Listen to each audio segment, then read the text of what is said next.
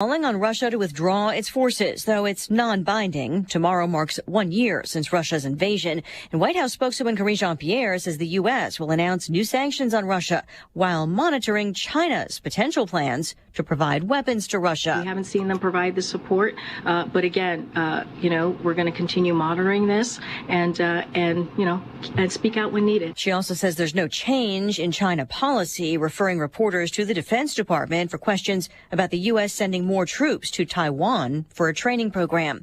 Just getting word that actor Alec Baldwin pleads not guilty to felony charges of involuntary manslaughter in the film set shooting that killed a cinematographer in 2021. Court documents filed today show Baldwin also waived his first formal court appearance, and a judge set conditions of release that include limiting contact with potential witnesses in connection with plans to complete the filming of Rust. Baldwin and the movie's armorer are charged in the shooting that killed Helena Hutchins and wounded the Rust director. Sheriff's officials in Florida say the 19-year-old suspect in multiple shootings yesterday that left 3 people dead is a known gang member with a criminal history. Lawyers for Keith Melvin Moses waiving his initial court appearance today, a judge ordering him held without bond. Police say Moses shot 5 people, killing 3. Nafacha Augustine, who knew the suspect, Dylan Lyons, a reporter covering the story, and 9-year-old Tiana Major, not connected to the suspect. Orange County Sheriff John Mina says he expects multiple murder charges. Witness interviews and video tell him that. We're not looking for anyone else. He's our guy. He's the suspect. Weapons possession and robbery are among the charges on Moses' lengthy juvenile record. Fox's Gernal Scott. A late rally on Wall Street. The Dow up 111 at the bell. America is listening to Fox News.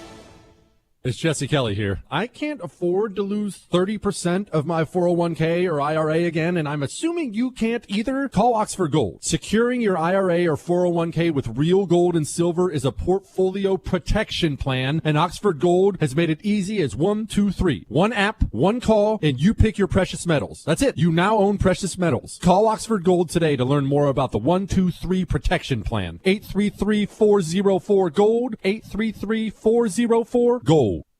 When you're an innovative business, every blinking cursor, every blank page is an opportunity. What will you do with it? Will you make something better or create something new? Our Dell Technologies advisors provide you with tools and expertise to do incredible things. Because we believe there's an innovator in all of us.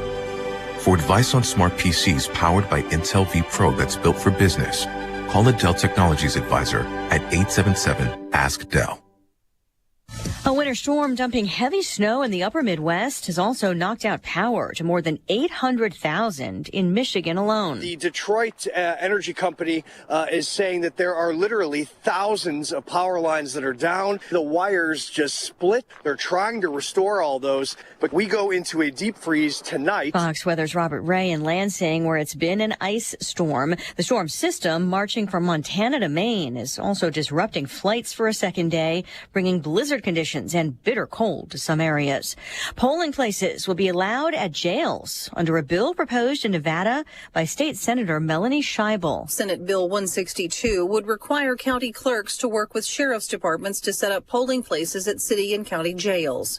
The bill states that the voting locations would be for the prisoners who are registered voters to cast ballots in person on the day of a primary or general election. Scheibel, a Democrat who represents the southwest part of the Las Vegas Valley, chairs the State Senate Judiciary Committee. Fox's Tanya J. Powers. Nevada lawmakers passed a bill in 2019 restoring voting rights to people convicted of a crime but not currently incarcerated or on probation. TikTok gets banned from more phones, this time for some European Union staffers. The European Commission says it's trying to increase its cyber security. The Commission is the EU's executive branch responsible for proposing new laws, and it's worried the Chinese-owned app could be exploited for cyber attacks. TikTok calls the decision misguided and based on fundamental misconceptions, adding it's got in touch with the Commission to set the record straight. In the US, a number of states and the American military have already banned TikTok on government devices. Jonathan Savage, Fox News. The EU Council also announcing a ban for staff phones. Elisa Brady, this is Fox News.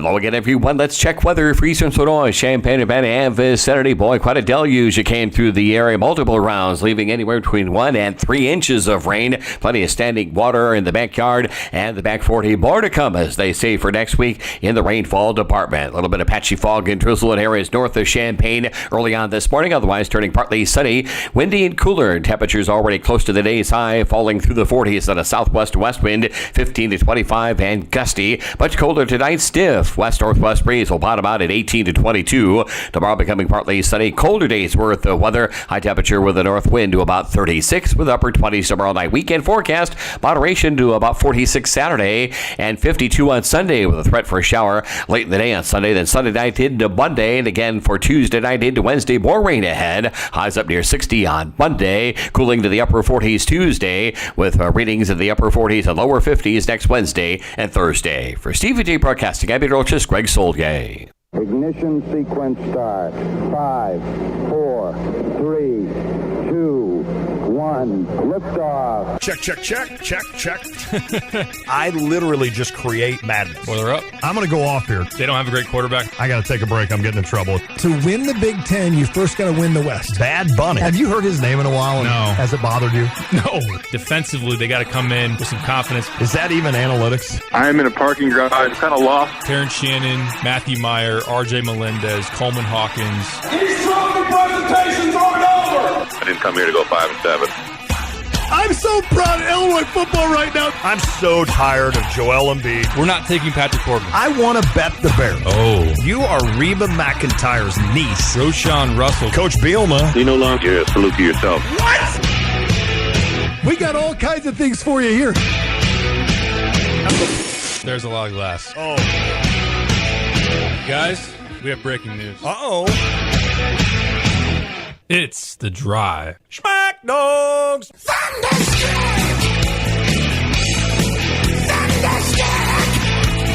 Yeah, Thunderstruck!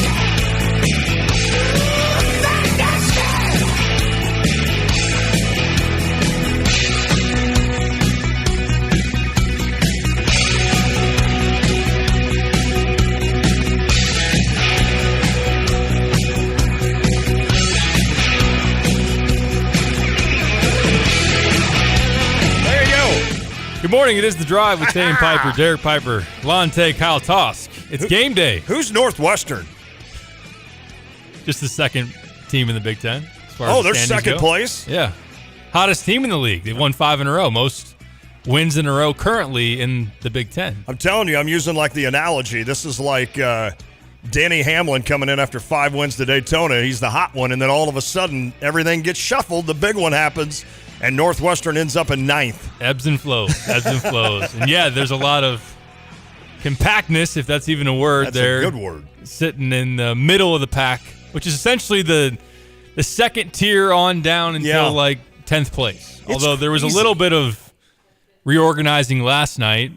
Lon and I were kind of high on Iowa as far as projecting the rest of the way. And that's right. Picking what the Big Ten tournament was going to look like. And of course, with us giving our vote of confidence for the Hawkeyes, they've lost 2 straight.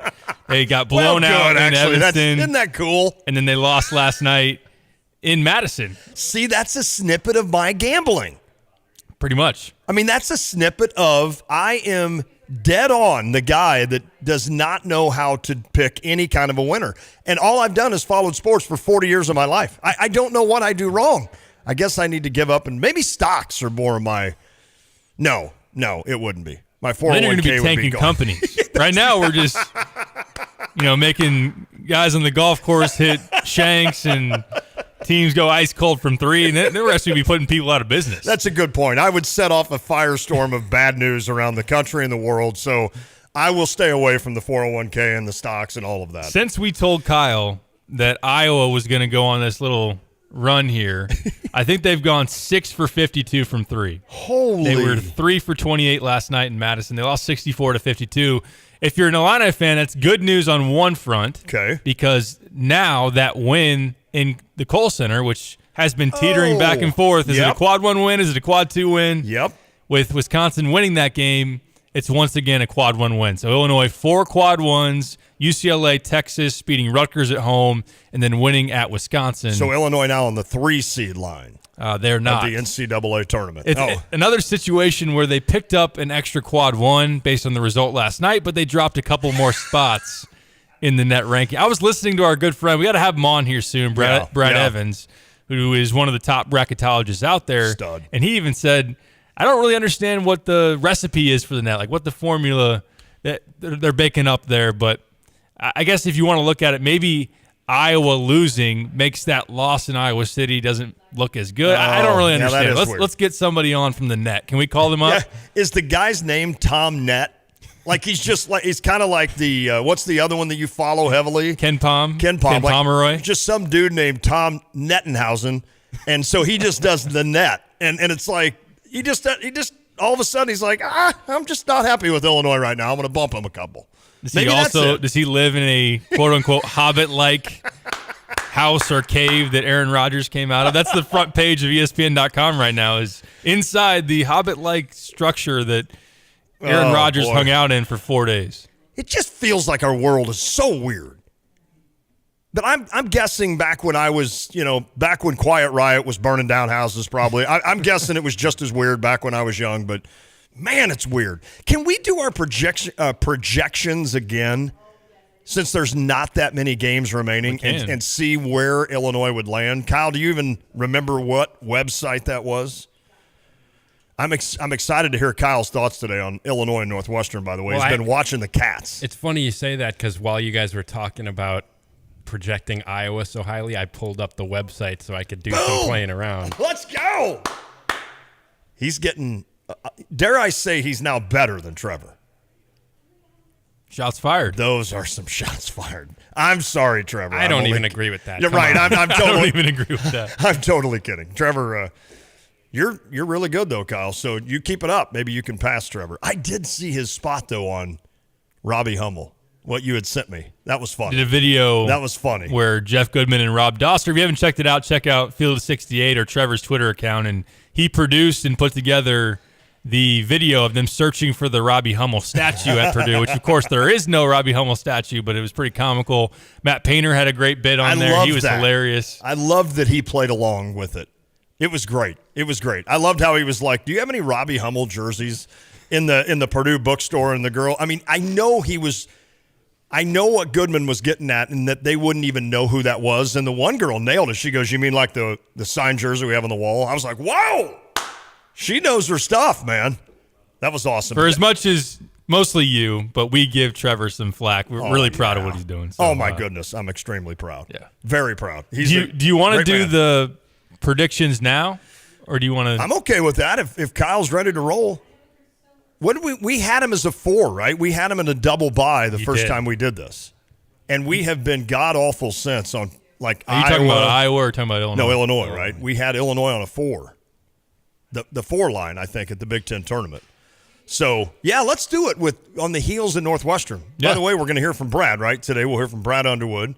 Josh Whitman Josh and Cassie Arner met with the media yesterday. And me, as a season ticket holder, I'm always in the Horseshoe. When I first started in the Horseshoe, the tickets were $99. It was for Red Grange, right? And then they've gone up a little bit, but not much, right? Nothing to complain about. I still love the value, what I get in the Horseshoe. Now they're back down to $99. So anybody out there that is wanting to get season tickets for Illinois football, $99 gets you all 7 home games at the University of Illinois. I mean, that is a hell of a deal. It's a good deal. It really is. I mean, that's a family. And then give $100 to the iFund or more, and you get free parking. Instead of paying, I think it would be 7 times. I mean, it's like $150. You save like $50 just by joining the iFund. That's my commercial for the University of Illinois. They can pay me back later by letting me tailgate the next time COVID hits. We got a handshake deal on that, Josh? No. All right. Next time COVID. Well, yeah, no doubt. That was whatever comes next. It was my fault. Yeah, right. Whatever comes next. Yeah, we will hear from Brad Underwood, who spoke with the media yesterday. We'll hear from Josh Whitman. I reached out to Northwestern person. They ghosted me. I don't know if it's just that big of a game. They're looking for the sweep. They're So there's a big little, time now. Well, they're a ranked team now. Right. So they're not coming on our little show. Why would I talk to someone who covers a non-ranked team? It's below us. Well, the Illini women were ranked. Yeah, Wow. I was going to say we need to mention that. We got home from the game, Andrew's game, and I had forgotten. I mean, I hadn't, but I kind of had. I had Andrew on my mind and that team. And I had forgotten that the women were playing, and I just got on Twitter real quick, and I know it was at 80-55. Is that right? 90-57. 90-57 against the team you just beat in Lincoln 2 games ago. What in the world? Kyle said today that they shot like 20%. So that doesn't Illinois help. was 23% from 3, just 6 of 26, Oh. 34% from the field as a whole. Did And Nebraska shoot 90%? Nebraska shot 60% from the field Wow. and knocked down 10 threes, 42% from beyond the arc. Just one of those nights. That was I didn't see any alarming. of it, admittedly, so I can't break it all down as far as what happened. But that just became alarming. Like, that was a score that you were used to seeing in the last 5 years, right? That we have not seen out of this team all season. And then all of a sudden it's like, whoa. it's unfortunate because that was the last ability to see them at State Farm Center, their last game, and what's been a really good season. Right. And as we talked about yesterday, they were sitting on that 9-seed line going into last night as far as the bracketology goes. One loss I don't think is going to be that drastic to knock them off, put them on the bubble or anything, but you want to finish the season strong to try to solidify your position as much as possible. Hopefully they can win their season finale and go into the Big Ten tournament and make a little bit of noise before going to the NCAA tournament. Yeah, I mean, let's be honest. When you get pasted like that at home against a team you've already beaten, I can't imagine. I mean, that would be hard to then confidence-wise fire back from that. You have a chance at Rutgers to beat a team that you beat by 18 earlier this year here. You've got a chance to go there and get a win.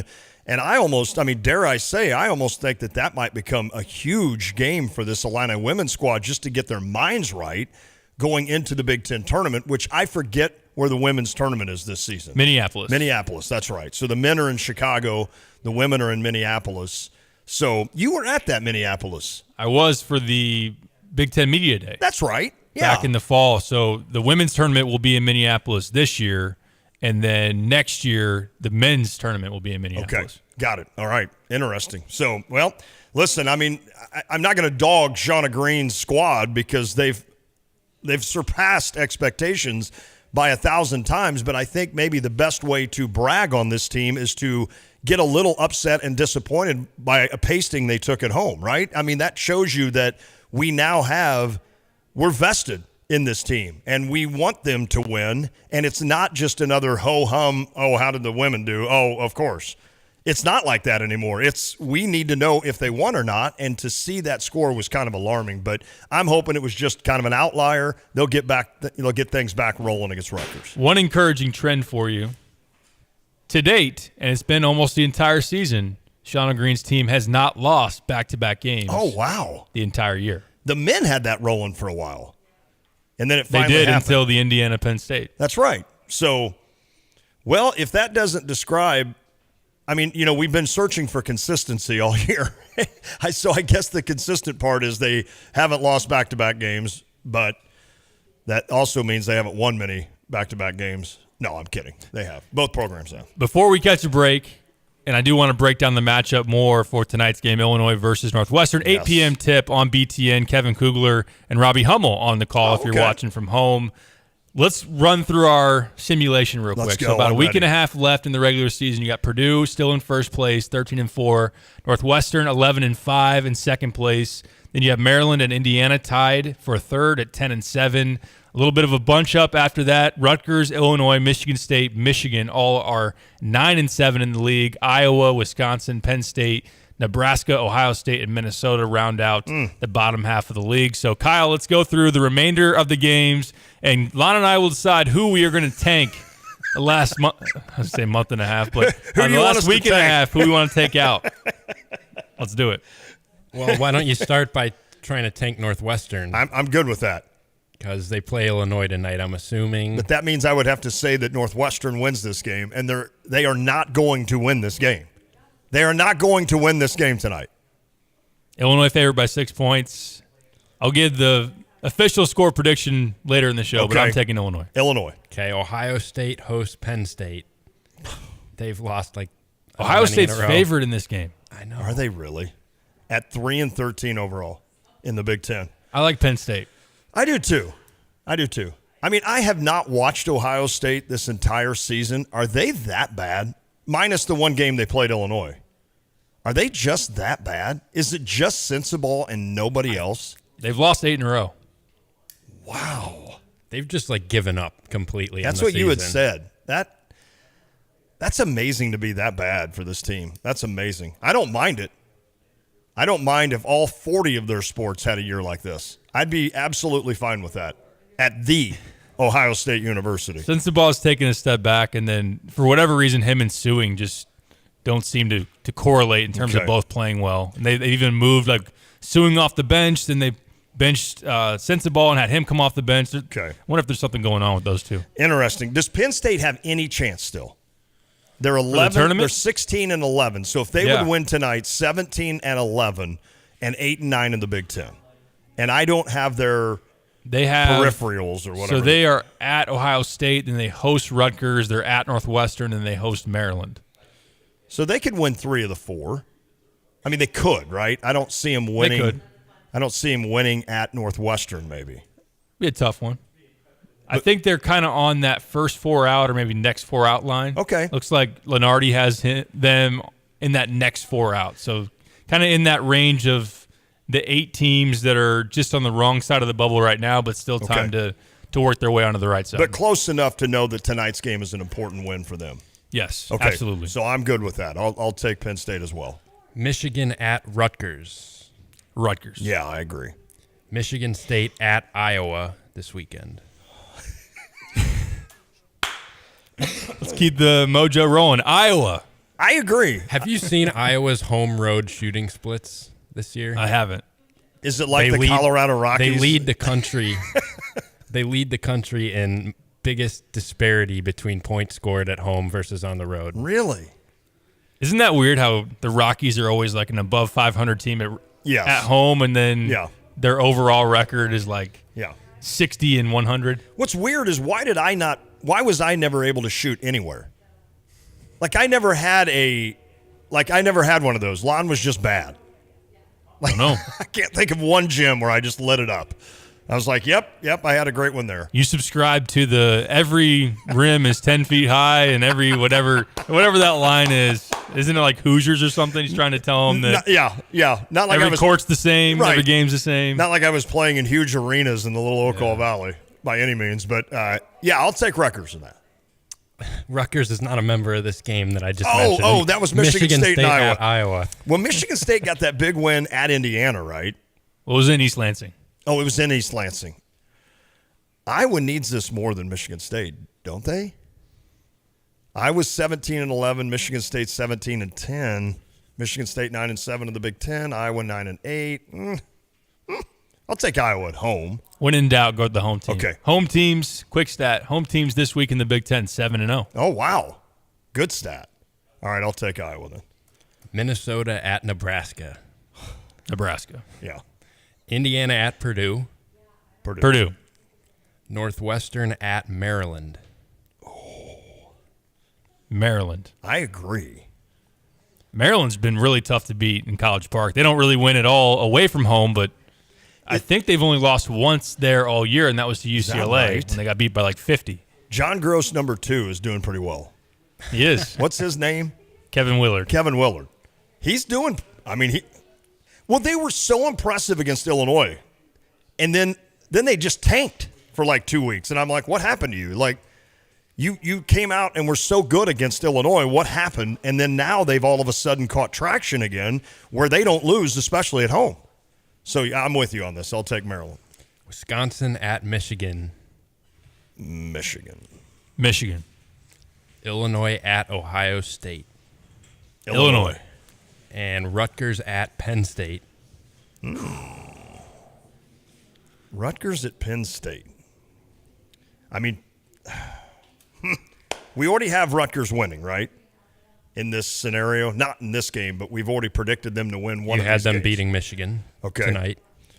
And this is at Penn At Penn State.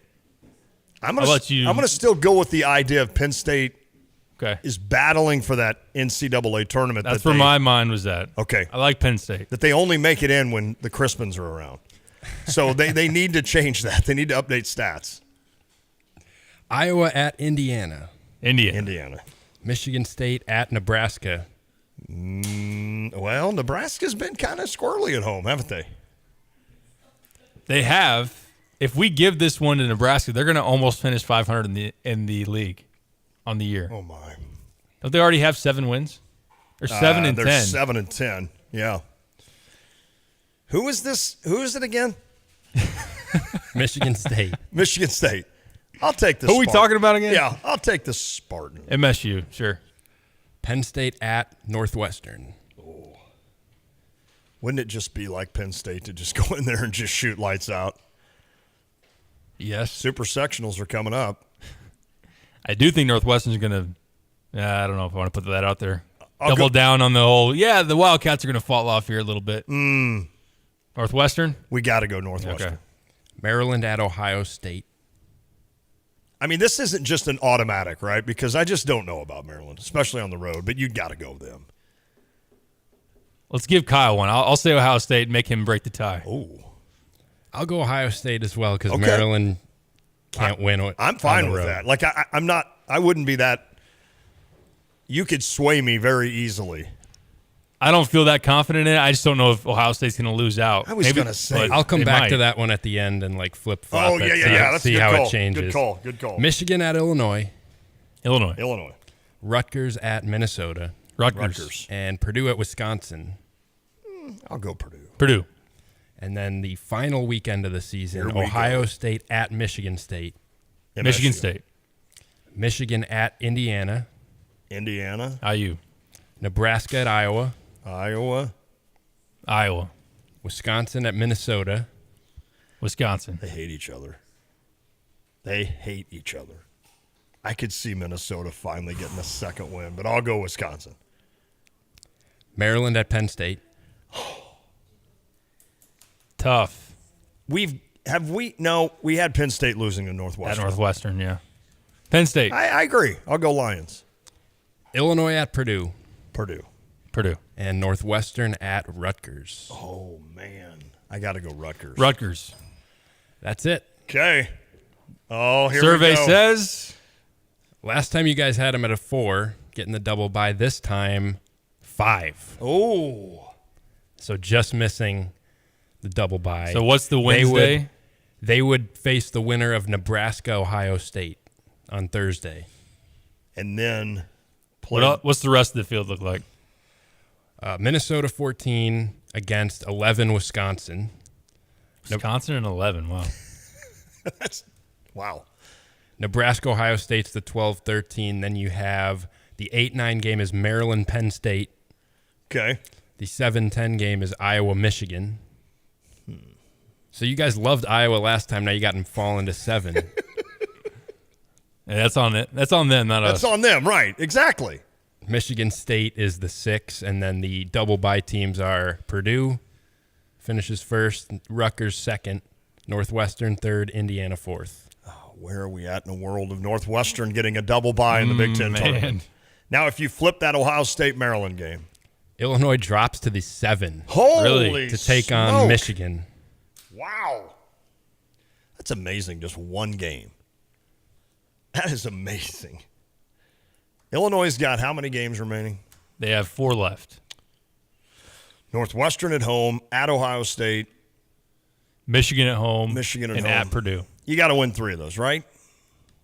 I would say. You got to win 3 and just hope that it all works out to where you're getting that double bye. If you really want to talk about possibly getting a double bye, you have to do that at a minimum. I would agree. And then if you want to get that 6th seed in the NCAA tournament, I would say that's really key as well. You wouldn't want to lose at home to Michigan or Northwestern. And while Ohio State's not even – are they even a quad 1 game anymore? I don't think they are. I can't imagine. Like I said, they've lost 8 in a row. You can't go there and lose. Right. That's exactly right. Don't let that be the game that Ohio State wins to not lose out. Right? Just don't do that. Yep. So it'll be interesting. There's that. Yeah, that's interesting. Well, we shall see. I'm anxious for your breakdown and also Kyle's. He's been, and I mean this, I'm being serious, he's been watching some Northwestern basketball. So I'm anxious to hear his breakdown of Boo Buie and the crew. That used to be something you wouldn't say out loud. Even if you had been watching Northwestern basketball, you wouldn't tell anybody else that you'd been watching Northwestern basketball. Northwestern averages 35 rebounds a game. Is that about what Illinois averages?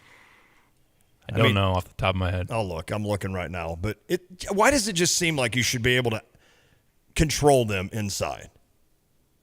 Shouldn't you? Illinois averages about 39. So you should win the rebounding battle tonight. Dane was playing pretty well in that first matchup. I don't know if he got in foul trouble or Illinois didn't seem to maybe get him the ball enough. Yeah. Which has been a theme in some games. It has. They had too many turnovers. One great thing that Northwestern does is turn you over. They're good at contesting inside the arc. They make you shoot threes. That's another thing that they have profiled with their defense. So we'll see. We'll break it down more as we go. Illinois averaging 13 turnovers a game and 13 assists. I'm going to actually decimal you on this one because I feel like it's important. 13.1 turnovers, 12.9 assists. Technically more turnovers a game than assists. That's never a good stat. It's not what you want. Never a good stat. Nope. We'll hear from Brad Underwood before we get out of here, as well as Josh Whitman. Okay. And we will break down the matchup more after this break. But beforehand, Lon's got to do a little work. As somebody said, it's now Kyle Palm. Well, we got to start saving money, everybody, because America's Saves Week is coming up. February 27th through March 3rd. Widely recognized national campaign where thousands of organizations join together to collectively encourage their communities to focus on their individual financial wellnesses. Busey has some tips on that. As always, save for the unexpected. You never know when the car is going to break down, the dental bill, all of that stuff. How about a vet bill? You never know when those are going to pop up. Save to retire. That sounds good. Make sure you're doing it, especially if you have dreams of living on a beach or in Wyoming or maybe in France. I don't know why you do that. Save automatically. Zachary Perrin when you're over there. Well, right, exactly, yeah. Although you liked France when you went over. I went to Italy. Oh, no, it was Italy. Yeah, and Italy was pretty awesome. Okay, then save for Italy. Save automatically instead of just putting like all of your paycheck in the checking account. How about put maybe $100 or $200 or a percentage into the savings and then don't touch it. Always nice to bring up that bank account, see some money in that savings. And the biggest for me, reduce debt. Get rid of those credit cards, reduce all the debt you can, car payments, etc., as soon as you can. I mean, obviously, we would all just do it tomorrow if we had the ability. It's not that easy. Invest in your financial future.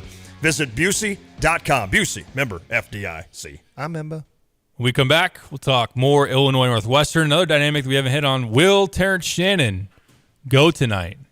If he does, what does that mean? Okay. If he's out again, what does Illinois have to do to make up for that loss? We'll talk all about that next. This is The Drive. Let's go. Hey, Lands Heating and Cooling here today to talk to you about rebates and incentives. Hey, at Lands, we've got $400 off a brand new system rebate. Ameren's got AC and heat bump rebates and up to $1,000 for qualifying systems. We've got 0% for 60 months on all qualifying Trane equipment. Call Lands today at 217-355-5512. Lands Heating and Cooling. Why call anyone else? Or for details, go to landsinc.com. Norm Miller here, chairman of Interstate Batteries. You know, without batteries, life would be pretty lifeless. That's why Interstate All Battery Centers carry them in every size, shape, and style so you can drive, drill, call, film, or do whatever it is you want to do. Stop in today. They've got the power to keep you going. Interstate All Battery Center. Outrageously dependable. Interstate All Battery Center. You'll find them outrageously dependable just over Interstate 74 at 2504 North Mattis Avenue in Champaign, with batteries for most every application in stock. Hey, it's Stevie J. I have a Stever for you today. An unusual one. You need a new furnace? I can help. $2,000 off a furnace from ABC Heating and Air Conditioning. And I know we're winding down winter, but you've been limping through, and you can get this taken care of for a great savings. I have an Amana 80% furnace, 5-inch filter, Ecobee thermostat, $4,800, but if you take $2,000 of my dollars, it's now down to $2,800. And I don't think you can do better than that. In fact, if you just want to buy any furnace, I'll give you $2,000 off. It's from ABC. If you're interested, GoStever.com, or simply text in ABC. You can do that right now, 217-359-2255. The Stever, helping you buy a furnace with my $2,000. 217-359-2255 or GoStever.com. Hey, Lands Heating and Cooling today to talk to you about your indoor air quality. When's the last time your ductwork's been cleaned? We have systems to help improve filtration, clean your air better, UV air purification systems, duct cleaning. Do you have dry skin? Is your hardwood cracking? We've got whole house humidifier systems that we can add onto your furnace to bring that air up to perfect quality for you. Call Lands Heating and Cooling today. Lands. Why call anyone else? Ashley's President's Sale is going on now. The already marked down President's Day prices are double discounted. Save big on all furniture. Everything is on sale. Take the sale price and double the savings. We have hundreds of items ready for your double discount, including our bestsellers, mattresses, and decor. Hurry into your local Ashley store to shop the President's Day sale now. Ashley is giving away a 2023 Nissan Altima. This isn't a national giveaway, it's local, with greater chances to win. Just stop in store at 602 West Anthony Drive, no purchase necessary. Invested in our community since 1908. Hi, this is Todd Durakan with First Federal Savings Bank of Champaign-Urbana. Maybe you've attended an event at one of the more than 50 organizations First Federal supported last year. We help make our community a better place, and we invite you to visit us and discover better banking for yourself. Experience the exceptional, friendly service from our knowledgeable staff. Speak with real people, not a recording during business hours. We're never too busy for you. Hey, if you're not already banking with us, give us a try. We think you'll love it here. 356bank.com. Member FDIC. Equal housing lender. NMLS 435120. Carpet Weavers is flooring their customers. They work with the biggest brands to bring you the best selections and prices on hardwood, luxury tile, carpet, and more. Stop in at 616 West Market View Drive in Champaign and let one of their sales associates help you find the perfect flooring for your lifestyle. Their 100% satisfaction guarantee allows you to be confident in your purchase. Carpet Weavers has been flooring people with beautiful carpet and flooring since 1988. In fact, they're nationally ranked as one of the top 25 specialty flooring stores in the country. Find out more online at carpetweaversflooring.com.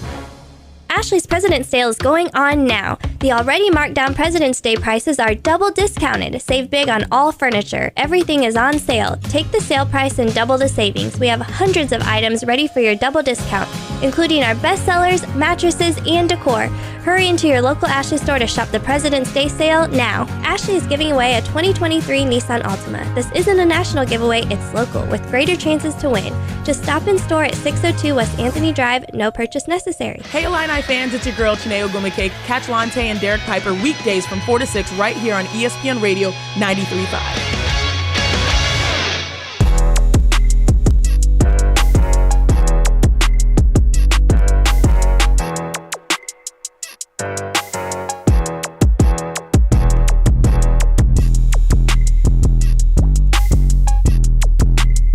Back on the drive with Tay and Piper, Derek Piper, Lante, Kyle Tosk.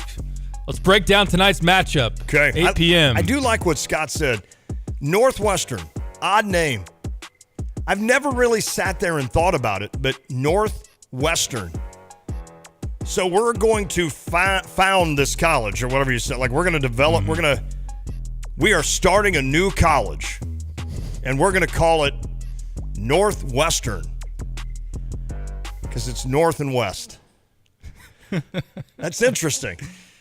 These brilliant people. Illinois is pretty boring. You're just Illinois. Well, in the state of Illinois. This makes sense. Yeah, you're right. I mean, I get it. It's Northwest Chicago. I've just never thought of that.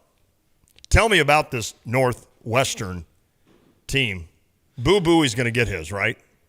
He has been recently 20-plus points in 3 straight games, and he did so against some good competition, Purdue, Indiana, and then Iowa. He's been more efficient here recently. I've talked a lot about that.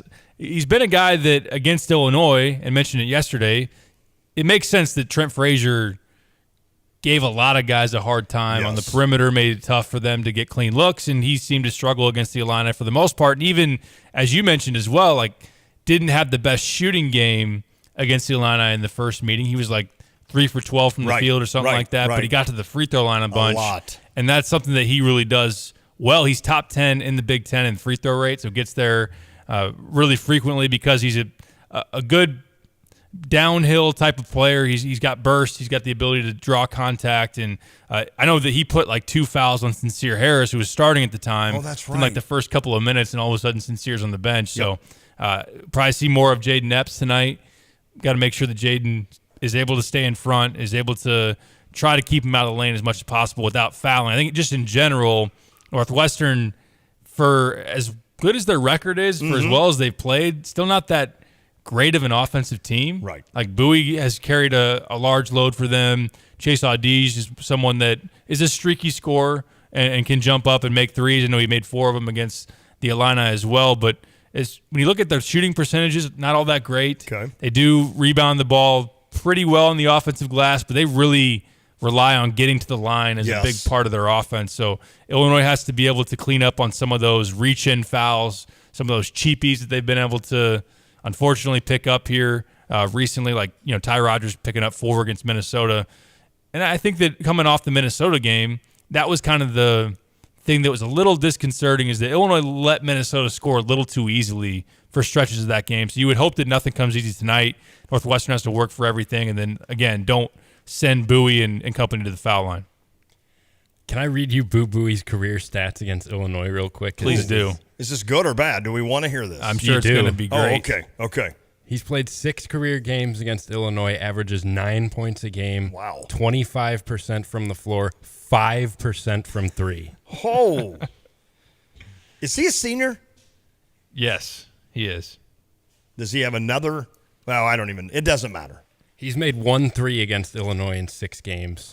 He has 1 career 3 against Illinois. 1 for 19. Wow. Yeah, Bowie could come back with the COVID year. What I think that speaks to with what Kyle just said speaks all about what you just said about Trent Frazier. I think every Illinois fan knew that Trent Frazier was a good defender and continuously got better at it to the point of, really good. Like it was his calling card right at the end. I know he could hit threes and get rolling at any time on that kind of a stretch, but in his mind, he wanted to be the best defender in the Big Ten, and that shows you what he was able to do when he could lock down on somebody. That's pretty impressive. Pretty impressive there. It definitely is. The biggest thing for Northwestern that stands out about them is their defense. Yes. They're top 25 nationally defensive efficiency. They're really good. As far as turnover rate, you think about the first game, Illinois, I think, had 14 or 15 turnovers in that game, and Northwestern does a really good job of turning you over and creating offense off of that. You don't think of Northwestern as like a run and gun team, which they're not, right. But they do a good job of when they get those steals, they're able to turn those into quick hitting points.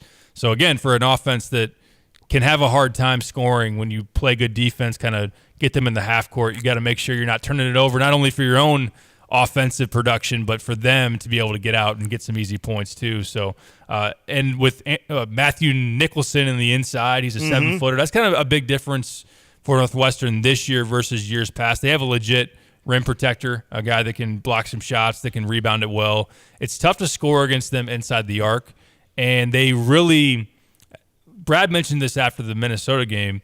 Like, a reason why Luke Goody didn't get any shots off against the Gophers was Minnesota wasn't helping at all. They weren't cheating inside. They weren't leaving him on the corners. Right.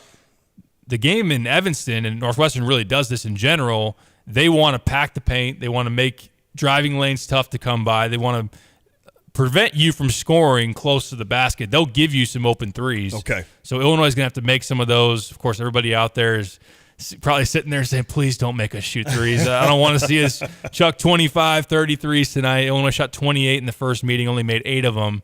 And I can vividly remember a handful of those corner three-point jumpers that were wide open and just didn't go down. I think Luke can obviously hit those, Matthew Meyer.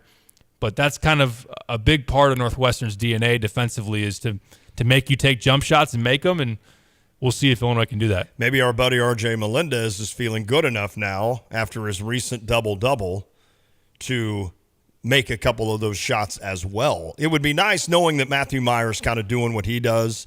You feel as though Luke Goody his pedigree would be a guy that could get you 2 to 3 threes a game, right? And you feel like once he's almost gotten back to normal, which I feel like he has, then I think he's a guy that now all of a sudden you can rely on. If that's even 2 more threes than what you were getting, that's huge.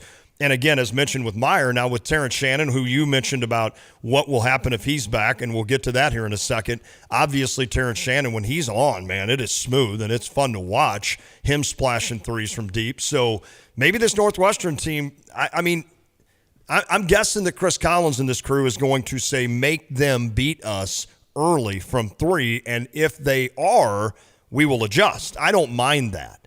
I've always said I'd still rather give up threes long distance, but you have to at least do a little bit of defense on that. You can't just let them sit out there wide open. But it'll be interesting to see if that kind of happens tonight, where they do, again, let Illinois just kind of fire away. But now that you've got Luke, now that RJ's feeling better in terms of mentally with this game, Matthew Meyer seems to have found it. And if Terrence Shannon can come back, and we know what Epps can do as well, I just ripped off like five guys. Like, why can't they make threes? It seems like those five ought to be making threes consistently. Game on Monday was the first time since Wisconsin at home in early December that they had made double-digit threes. Wow. In a game. But maybe it does translate over, again, a much tougher defense to do it against tonight. But that's kind of what Northwestern would much rather give up is the three ball than letting you score inside. It's trying to find that balance of not just settling for jumpers and like treating it as like a 2-3 zone and just saying, all right, we're just going to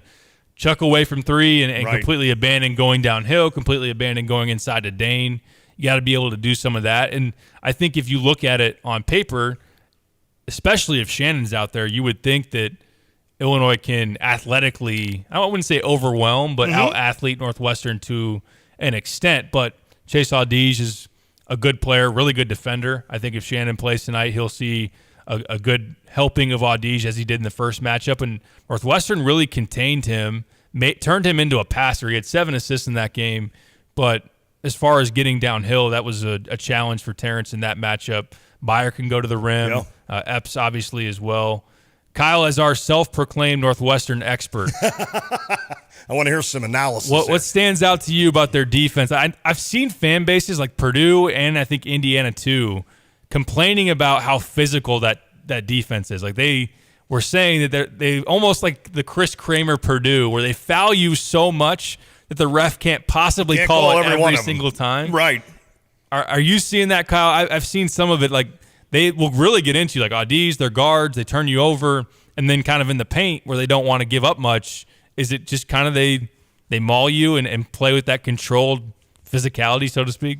Yeah, I think it is that. It just seems like they're really energized defensively, like as a team, and the guards are really good at pressuring the ball and really getting into you physically. And the other thing they do is that they'll post trap every post touch, every single one. Like, and it doesn't matter. They did it against Zach Edey and Trace and had a lot of success doing it. But I guarantee they'll do it every danger post touch tonight. Wow. So he's got to be ready to pass, and I'm sure they will. They will live with him kicking it out to a shooter and living with Illinois shooting the ball. Illinois is going to need to make some shots tonight. That's the bottom line. Fairly deep team as well. 7 guys averaging more than 20 minutes, so they can stay fresh. In other words, with what Kyle's explaining, to get out and kind of get on you, they can stay pretty fresh to do that during the game. And, of course, they're still, like you said, offensively, they're not going to just tear you up. So they're kind of monotonous on offense to where they can kind of rest a little bit while they have the ball, if that makes sense, to where then they can be as tenacious as they are on D. I would say they don't tear you up as long as Boo Buie isn't the next in line to fall with Jalen Pickett and Trace Jackson Davis and Kobe Brown and Jamison Battle. You don't want to see a 30 burger from Boo Buie tonight. I'd have to look up, maybe during the break, I'll look up what Boo Buie's career high is. I'm sure it came against Michigan State because he's lit them up a couple of times during his career. That's I think it's 28. Is it? I think so, because you had mentioned yesterday about him getting 30. He hasn't this year. I was looking down the list. I don't think he's reached 30, but I could be wrong. So maybe it is 28. I think Kyle's efforting that. He's efforting. Can I do something real quick? Yeah, go ahead. You know how I like to update stats? This is from a William Weinbaum. I assume he goes by Bill on ESPN. It says Northwestern, the Big Ten surprise second-place team, has won 4 conference games by 13 or more points for the 6th time ever. And that's the first time in 56 years that they've won 4 conference games by 13 or more points. Isn't that crazy? They ended losing streaks of 11 games to Purdue, 9 to Iowa, 8 to Illinois, 7 to Wisconsin. And the W versus Purdue ended a 19-game losing streak versus number one teams in the country. They also ended a 25-game losing streak versus ranked Indiana men's hoops teams. And their ranking of number 21 going into tonight is the latest in any season that they've been ranked. Or that high, I guess. Yeah. So thanks, They're Bill. updating a lot of stats. They really are. It reminds me of the 2019-20 Illinois season. Yeah. They're not as, I don't know if they're as good as that team that had Iowa and Kofi. Right, but right. When they went to Kohl Center and ended the 15-game losing streak and an extended one, especially on the road, and then beating Michigan, beating Purdue for the first time in forever. I agree, and I kind of read that that's just kind of how special of a season it's been for Northwestern. And can I ask you this before we get? I know we got to get to Shannon. I'm going to write it down. Have you guys ever watched roller derby? I think I have, yeah. So when they kind of pile up behind each other in a row, and then they take the last person and they just like whip her to the front, and is Northwestern just the next in a line of Big Ten teams that are kind of having their thing right now? And I'm talking this year. And then all of a sudden, Northwestern's ranked, this and that, and then 2 weeks from now they're not ranked. They've lost 3 or 4. I mean, that's happened to Illinois. It happened to Iowa. It's happened to various teams, it seems like, this season. You count Maryland in that, probably? Maryland, yep. Rutgers. So it just seems like it's like a roller derby league in the Big Ten that, like, one team gets pushed ahead, and it's like, here we go. Let's enjoy our 2 weeks in the limelight. But I think what Northwestern would counter with is that we've had this stretch of games that isn't just one lap. Right? I mean, so they have kind of controlled the race for a while, if you're going with the roller derby analogy. And maybe they're not. I think they're just the team for me that I just can't trust. Like, in other words, I can't make my mind trust Northwestern, and maybe tonight will change my mind completely. I think tonight will be very telling. Of course, teams that get on these 4 or 5 game winning streaks and they go on the road and maybe they have a clunker, it's not their night, they lose. It doesn't mean that they're going to disappear and go away forever or anything, but still looking, I know it falls within the narrative that we said a couple weeks ago, which was like, oh, look at their schedule coming up. It's pretty daunting. They could fall off a cliff, which they didn't. They've turned it into a elongating winning streak. If they win tonight, it's their longest winning streak they've had since 2017, the last and only time they went to the NCAA tournament. Wow. But still, their final 4 games, if they lose tonight in particular, kind of seeing where it goes from here. They got Illinois tonight on the road. This weekend at Maryland on the road. At Maryland on the road. I know that's repetitive. Penn State at home, and then at Rutgers. So 3 of their last 4 away from Evanston. Well, at Illinois, which tough place to win. At Maryland, really tough place to win this year. At the RAC, goes without saying. Then hosting a Penn State team that, as we talked about, has a ton to play for and can, if they get hot from 3. And I just said it, like, Northwestern wants you to shoot threes. They do. They do. Penn State more than willing. But what you just did right there, is what I did when I explained how they were going to be playing Purdue and Indiana and Iowa. And there's no way. And they went out and won every one of them. I know. I need to watch Northwestern. I've never watched less basketball in my life than I have this year. And it's my son's fault. But I'm fine with that, right? I'm fine. I got 2 more years and then 3 years from now, I'll veg out on every freaking game that happens. But I just need to understand how good Northwestern is, because I can't let myself do it. I just can't. And if for some reason they would lose 3 of these next 4, and all of a sudden they're 12-8 at the end, that's still probably better than what I would have expected out of Northwestern. What were they picked to finish in the Big Ten this year? 13th. Wow. Only ahead of Minnesota. Kudos to Chris. I believe. Kudos to Chris Collins and this crew. He's got older guards. Hasn't that been a storyline a lot this season? Brad Underwood just said the other day that we are the youngest team in the country. Is that true? Is this a Lovie Smith thing from 8 years ago? That's a little bit of a hyperbole, but one of the youngest one teams. Of. Maybe he said one of. I shouldn't put words in Brad's mouth. I think he did say one of. And I started thinking to myself, I'm like, how could that be the case with Matthew Meyer and Terrence Shannon and Coleman Hawkins being I'm like, how can – but then again, you've got a lot of freshmen that are playing.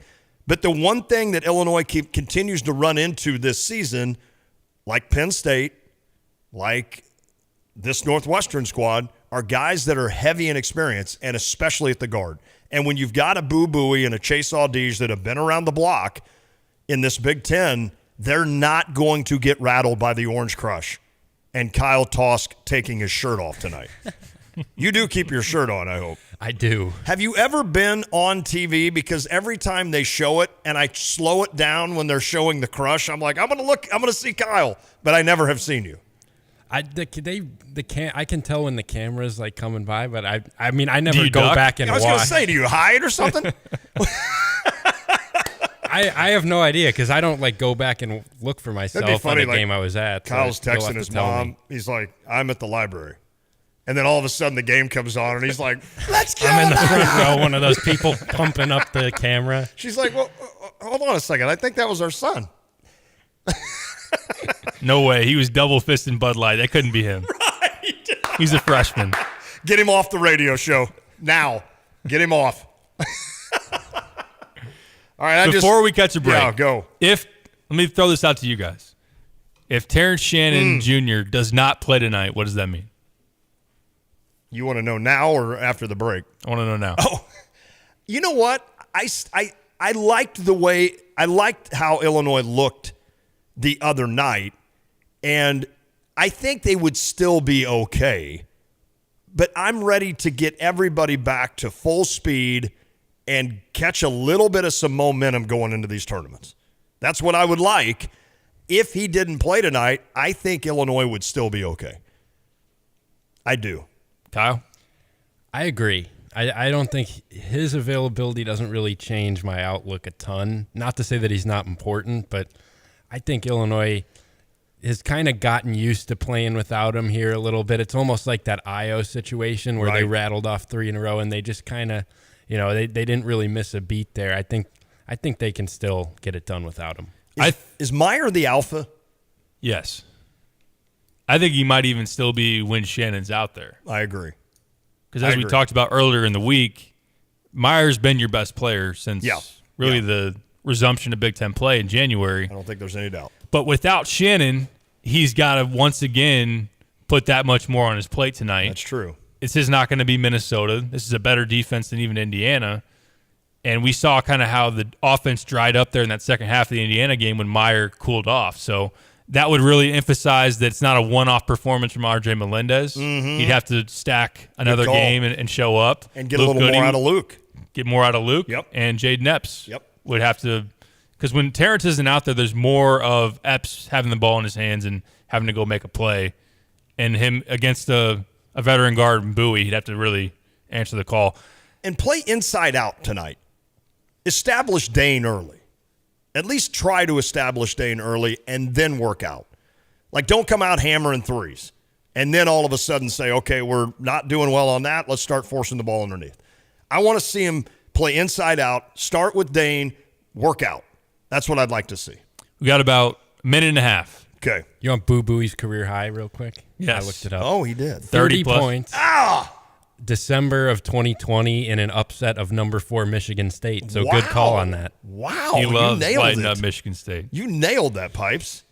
I'm gonna get to Illini Inquirer, and there's gonna be this huge story about Boo Buie that Piper did with that stat, and we're gonna be like, "Come on, you knew that." If Terrence Shannon plays tonight, yes. Which, if I had to put a small wager on yes or no, I would say yes. Okay, that's good to hear. I mean, I'd rather have him. I'm not gonna lie to you. I'd rather have him, and I think, like you mentioned about athleticism, he can really, I think, do some damage against this team. I think he would be great to have back. And again, I'd love to see Illinois. That would give us, 4 games to just, with Shannon, with everybody, with Goody. It would just be great to finally get all of them back. Have we had all of them yet? Since Goody's been back, has Shannon been out? Or no, he played the Penn. I think the Rutgers game was Goody's first game. Yeah. And that was one that Shannon played in, and then Penn State. Oh, and then Penn State. Yeah. Okay. I'd love to get this team, though, 3 or 4 games together, all of them together, before you get into that Big Ten tournament. I'd be all right with that. I agree with you. I think that at least just the attention that Shannon would draw tonight would be a big deal. I think that Audige would probably have to guard him. We'll see, though, because you never know. Concussion protocol is like a day-by-day thing. I know Io practiced leading into that Michigan game on the road. He thought he was going to play. He was mad that he wasn't given the green light. Right. Ultimately wasn't cleared, and he didn't get to play. So we'll see. I don't know for sure, but that's just kind of my gut thing. We got to get out of here. Give me the green light. Catch a break. On the other side, Brad Underwood and Josh Whitman will talk to us. Hey, there's Fox. We Says do the drive. need to get out of here. UC Bank, leading the way to your financial wellness. No matter where your financial journey begins, Pathways banking options at Busey are designed with your goals in mind. UC Bank, building strong financial futures, one family, one street, one city at a time. Proud to be the official bank of the Fighting Illini. Member FDIC. Fox. He says she only cares about preventing future incidents. They're planning to hold a rare field hearing on the crash this spring. A former South Carolina attorney charged with murder says he's a liar, not a killer. Alex Murdaugh was asked if he killed his wife and son. He said no, but he did admit he lied about being with Maggie and Paul on their family property moments before they were killed. He did go to his mother's house that night after Maggie and Paul had been killed, and vehicle data shows he remained stopped in his mother's driveway for some time. During that minute or however long it was, were you disposing of murder weapons, Alec? No. Were you disposing of bloody clothes? No. But he said he could not account for the whereabouts of the outfit he'd previously had on that night, saying he had asked their housekeeper, but the clothing still has not been found. Fox's Jessica Rosenthal. St. Louis prosecutor Kim Gardner is refusing to resign and says a bid to force her out is political. The people have a process if they do not no longer want me in this office, and that's called an election. State Attorney General Andrew Bailey wants the courts to remove Gardner. This is not about politics. This is about the rule of law and justice. He points to a car crash suspect still out on bond despite repeated violations. Gardner's office says that was a judge's decision. America is listening to Fox News. It's Jesse Kelly here. I can't afford to lose 30% of my 401k or IRA again, and I'm assuming you can't either. Call Oxford Gold. Securing your IRA or 401k with real gold and silver is a portfolio protection plan, and Oxford Gold has made it easy as 1, 2, 3. One app, one call, and you pick your precious metals. That's it. You now own precious metals. Call Oxford Gold today to learn more about the 1, 2, 3 protection plan. 833-404-GOLD. 833-404-GOLD. When you're an innovative business, every blinking cursor, every blank page is an opportunity. What will you do with it? Will you make something better or create something new? Our Dell Technologies advisors provide you with tools and expertise to do incredible things. Because we believe there's an innovator in all of us. For advice on smart PCs powered by Intel V Pro that's built for business, call a Dell Technologies advisor at 877-ASK-DELL. Tomorrow, President Biden will mark 1 year since Russia's invasion of Ukraine by announcing new sanctions on Russia. Today, President Putin touted new nuclear capabilities after dropping out of a nuclear treaty with the U.S. He talked about Russia's hypersonic weapons and its Sarmat ICBM nicknamed Satan II. Putin vowed to keep supplies of weapons flowing to the troops in Ukraine, even though they've been a notoriously low and shabby supply during the conflict so far. And in a speech, he thanked his troops, quote, heroically fighting the neo-Nazism that has taken root in Ukraine and for protecting our people in our historical lands. Fox's Amy Kellogg. The UN passing another resolution calling on Russia to withdraw from Ukraine.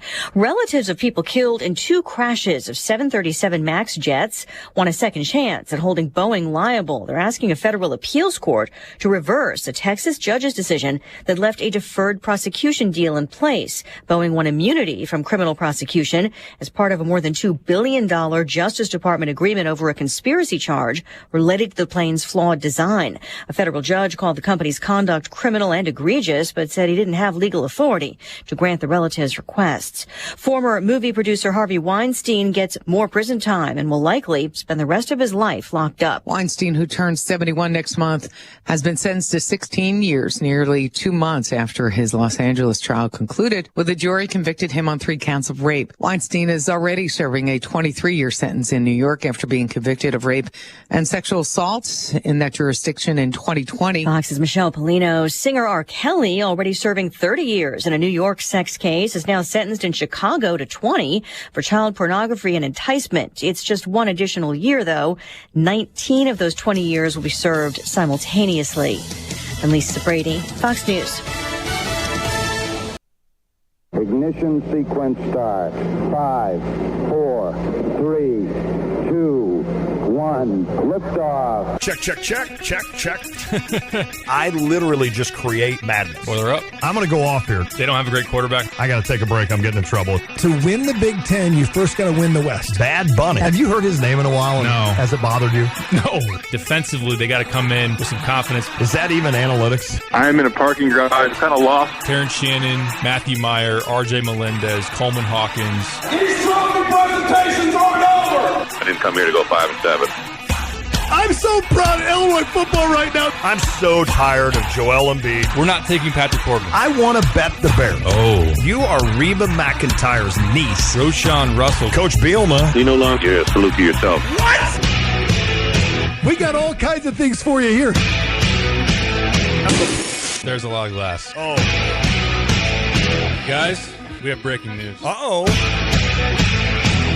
It's The Drive. Smack Dogs.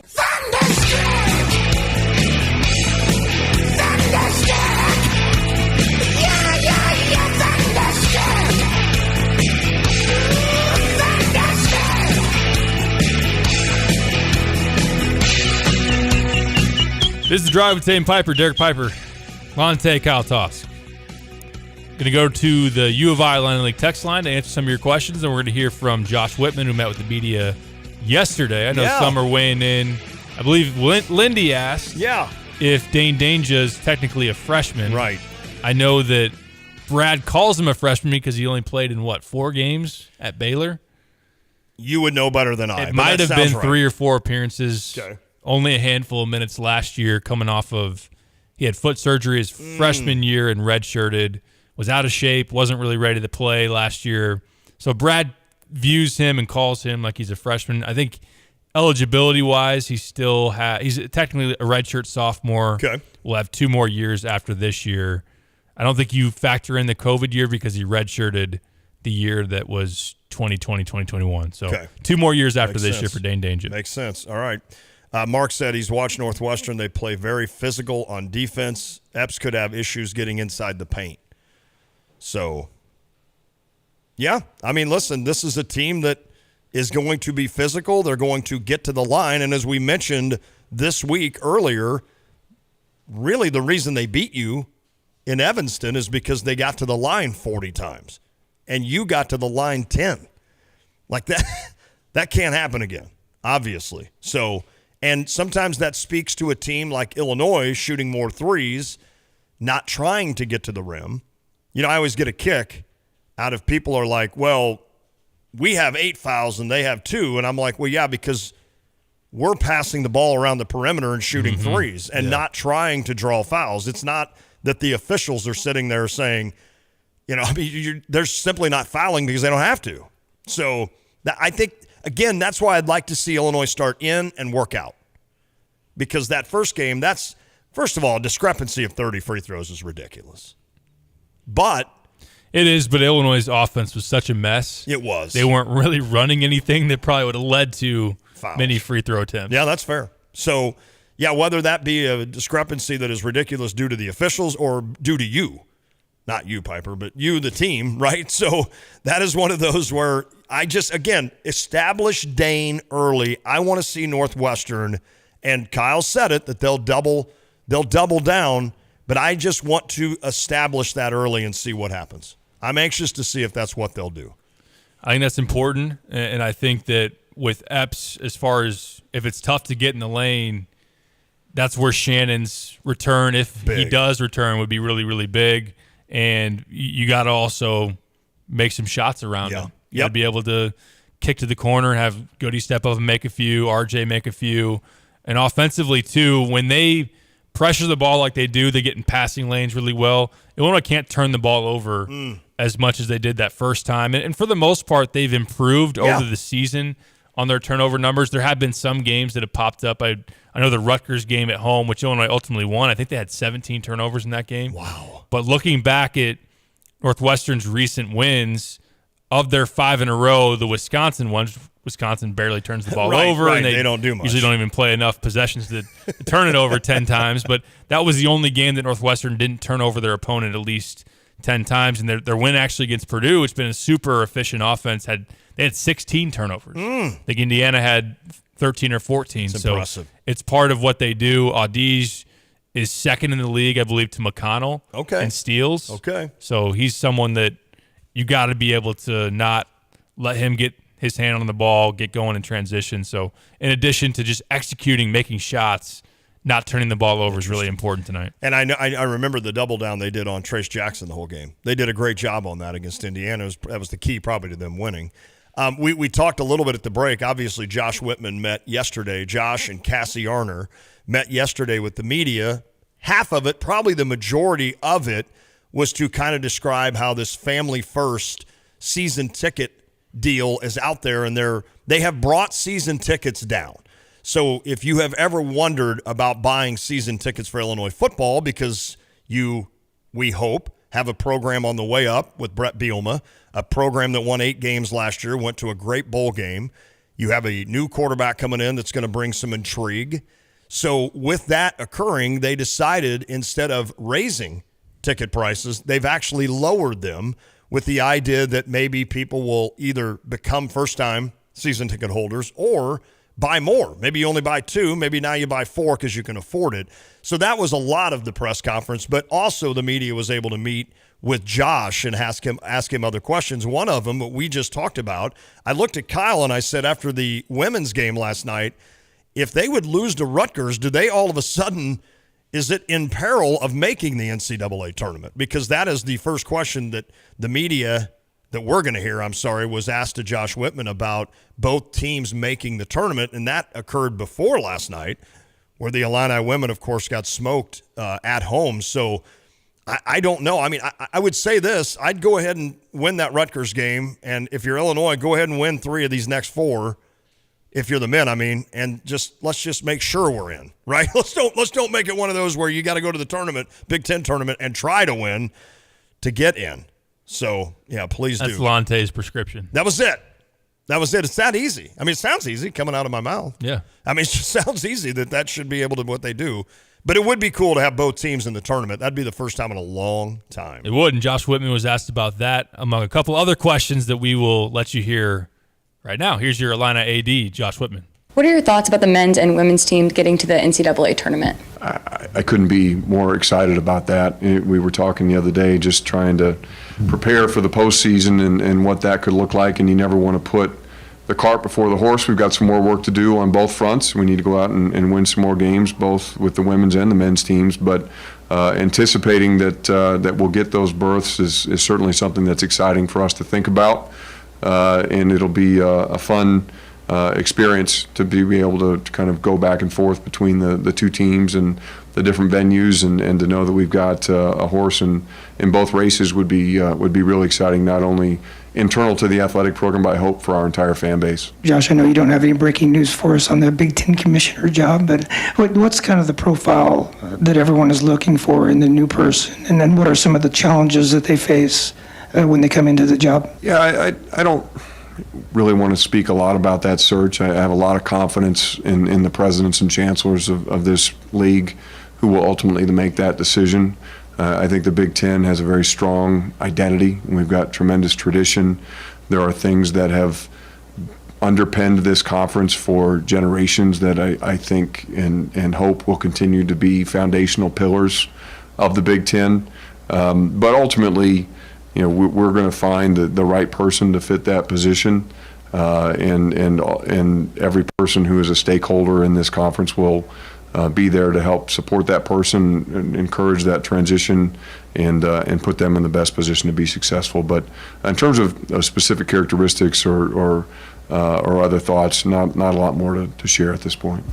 On scheduling, I'm curious, Josh, what's the conversations among your colleagues about scheduling with now a nationwide league for the non-revenue sports, not having to do with football, and how do you make that make sense with sports like, soccer, softball, volleyball, those types of things? It's, again, an ongoing effort. We have a lot of really talented staff members who are putting a lot of thought into those specific questions. You really have to go literally sport by sport and say, okay, how many regular season competitions are we going to have? What is a postseason going to look like? Is it an all-comers championship event? Is it a more limited field? Are there ways to try and make the travel more efficient? Could you share airplanes? Could you travel to neutral sites? Could you have some form of travel partners? There are a lot of different ways that we could piece that together to try and make it as efficient and meaningful for the student athletes, cost effective as we possibly can. It's a big puzzle. The good news is we have about 1.5 years yet to still try and figure it out. But it is an ongoing effort now, and one that I have a lot of confidence we'll solve in a very effective way. Can I say something that would be funny? And I think if Josh were sitting here, I would hope he would find it funny, because otherwise he could just, like that mole game where you hit down on it, Josh could just walk up to me literally and just mole me into the ground. Like, I'd be underneath the ground.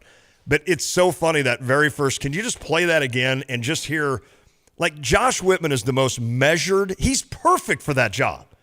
And he's so good at it, and I hope that he never decides he wants to be the Big Ten commissioner, because he's so good at Illinois, and he's such a nice man. But the one thing he doesn't do is get too – he's the perfect guy not to get too high or not too low, right? So when you hear this first part about him saying he's so excited, I love it. What are your thoughts about the men's and women's team getting to the NCAA tournament? I couldn't be more excited about that. We were talking the other day, just trying to. I couldn't be more excited about that. He's awesome. I love Josh. I love Josh. I'm just giving you, real quick. Don't hurt me, Josh. You're not going to be excited about this. Oh, no. But I pulled this up real quick. So the net rankings for women's basketball. Illinois fell 11 spots after last night. They went from 35th to 46th in the net. Nebraska actually passed them up in the net rankings.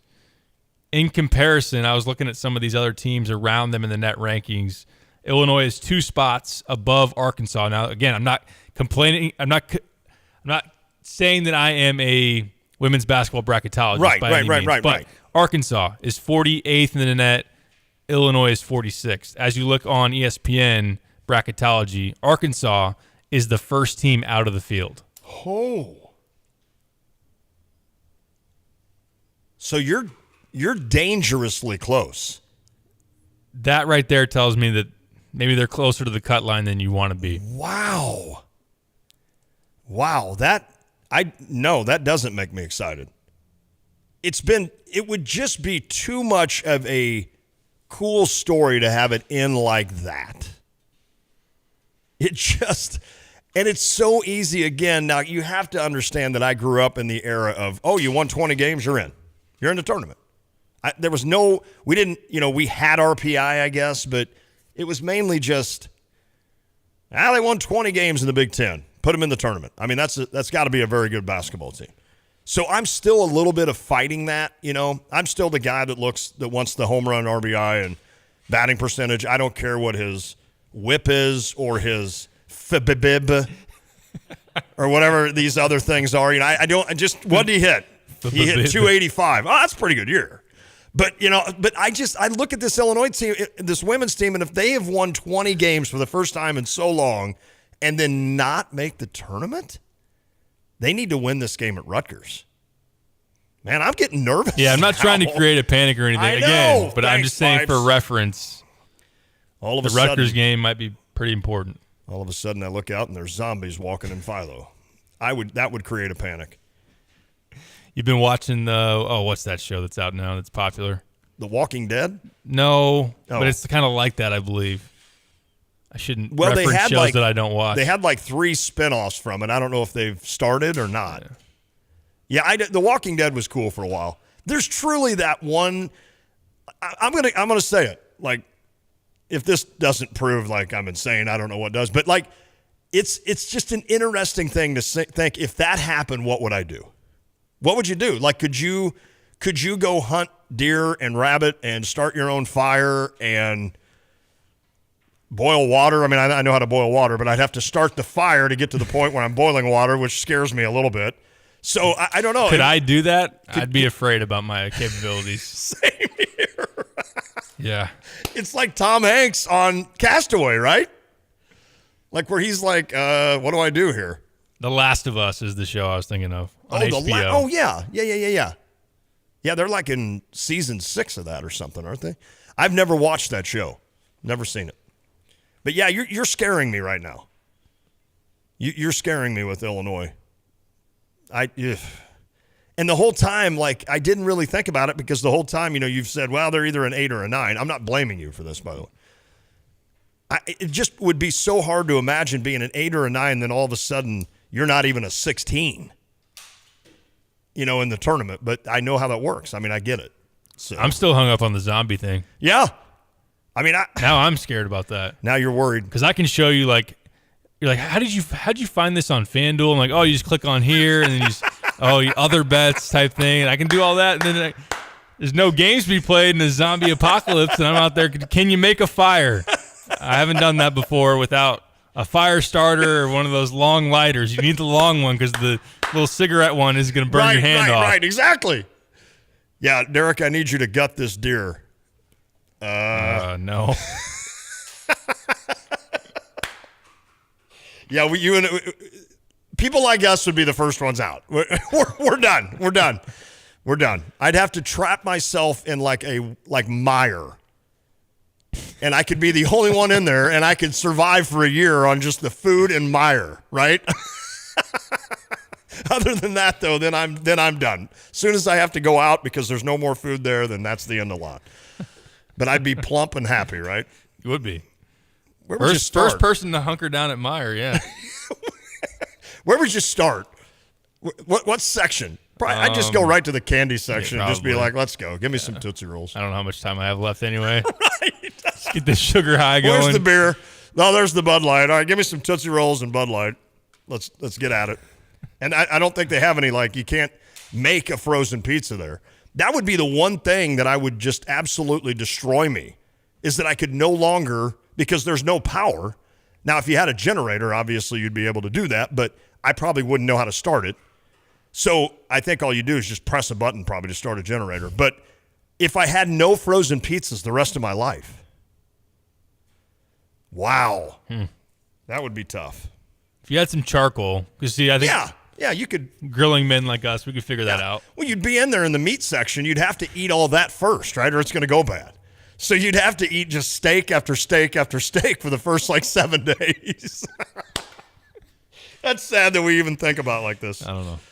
Oh, boy. It's kind of funny, though. I know. Kyle's tuned out because he did. He totally. These guys went totally off the rails. Yep. I have nothing to add. He's just looking down at his phone. He's like, I watched all this Northwestern film, and they're not even coming to me for any kind of. I had a cool buoy stat. All right. We got to catch a break. On the other side, we'll hear from Brad Underwood, who spoke to the media yesterday about the Northwestern matchup. And before we get out of here, we'll give our final score predictions, final thoughts on Illinois Northwestern. If you want to weigh in, you can. 217-359-2255. Could you survive a zombie apocalypse? Throw that out there. This is The Drive. Gear up to support your Fighting Illini basketball team this season at the official fan store of the Fighting Illini, Game Day Spirit.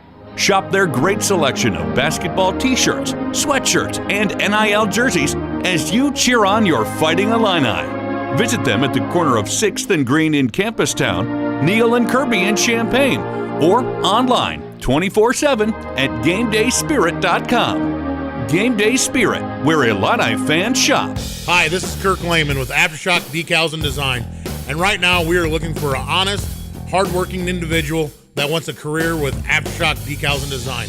If you have any kind of experience wrapping vehicles, tinting windows, we want you. You can't touch this. No, not that kind of wrapper. Please go to our website at aftershockdd.com, click on the jobs tab, and send in your resume. We want you. aftershockdd.com. Think you have to settle for mediocre car insurance to save money? Think again. It's possible to get superior coverage and still save money with Erie Insurance. Customers who switched to Erie saved up to $951. It pays to compare. Switch and save with Erie. Your Erie agent in Champaign is Thomas & Ellers Insurance. Annual savings based on new customers surveyed in March 2022 who reported savings when switching auto insurance. Individual premiums and savings will vary. Illini fans, for a limited time at Jet's Pizza, choose between a small salad, Jet's bread with dipping sauce, choice of dessert, Jet boat with one topping, or a small one-topping Detroit-style pizza. Pick any two or more and get each for $7.99. That's right, pick two or more for just $7.99. Jet's bread and small salad, $7.99 each. One-topping small Detroit-style pizza and Jet's bread, $7.99 each. Promo code MX2. You get the idea. Pick two or more for $7.99 each. A deal that can't be beat. Jets, better because it has to be. If you're looking for a pre-owned car, truck, or van, look no further than Sarah Champagne. You know them for their 5 incredible vehicle brands, the BMW, Honda, Subaru, Buick, and GMC. But did you know they also have over 100 used cars, trucks, and vans in stock right now? And at Sarah Champagne, they will take care of you. You can trust them. And prices begin at under $2,000. Stop by Sarah Champagne. They're at Burwash and Savoy, or go online. SarahChampagne.com. That's Sarah, S-E-R-R-A, Champagne.com. Hey, it's Stevie J. I have a Stever for you today. An unusual one. You need a new furnace? I can help. $2,000 off a furnace from ABC Heating and Air Conditioning. And I know we're winding down winter, but you've been limping through, and you can get this taken care of for a great savings. I have an Amana 80% furnace, 5-inch filter, Ecobee thermostat, $4,800. But if you take $2,000 of my dollars, it's now down to $2,800. And I don't think you can do better than that. In fact, if you just want to buy any furnace, I'll give you $2,000 off. It's from ABC. If you're interested, GoStever.com, GoStever.com, or simply text in ABC. You can do that right now, 217-359-2255. The Stever, helping you buy a furnace with my $2,000.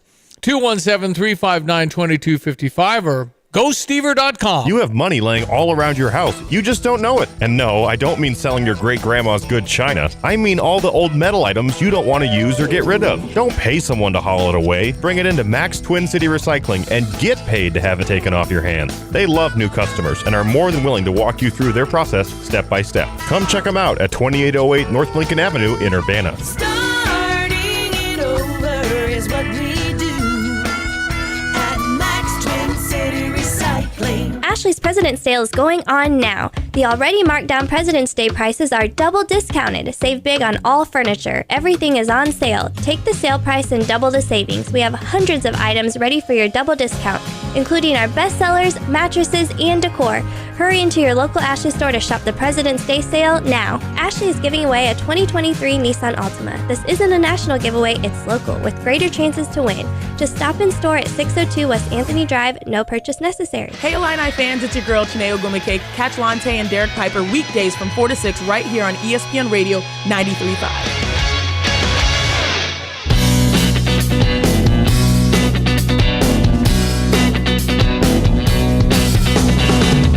Back on the drive with Tay and Piper, Derek Piper, Lante. Getting some tips. Our zombie survival special. If you're just tuning in. We should do a zombie survival special 1-hour show sometime. I think that would be awesome. You, Trevor, and I always talked about, like, what was the deadest time of the year for sports? It's like that all-star break for baseball. Yeah. That's when we should plan We're doing it. We're doing it. Everybody has to bring a tip to the table. Yeah, so Sal says you need some zombie killing implements, so maybe hit Lowe's before you go to Meijer. Okay. Not a bad idea. I like that. 317 said, I think with some salt curing, you could get the meat to stay fresh. They probably have some cookbooks you could learn a thing or two from.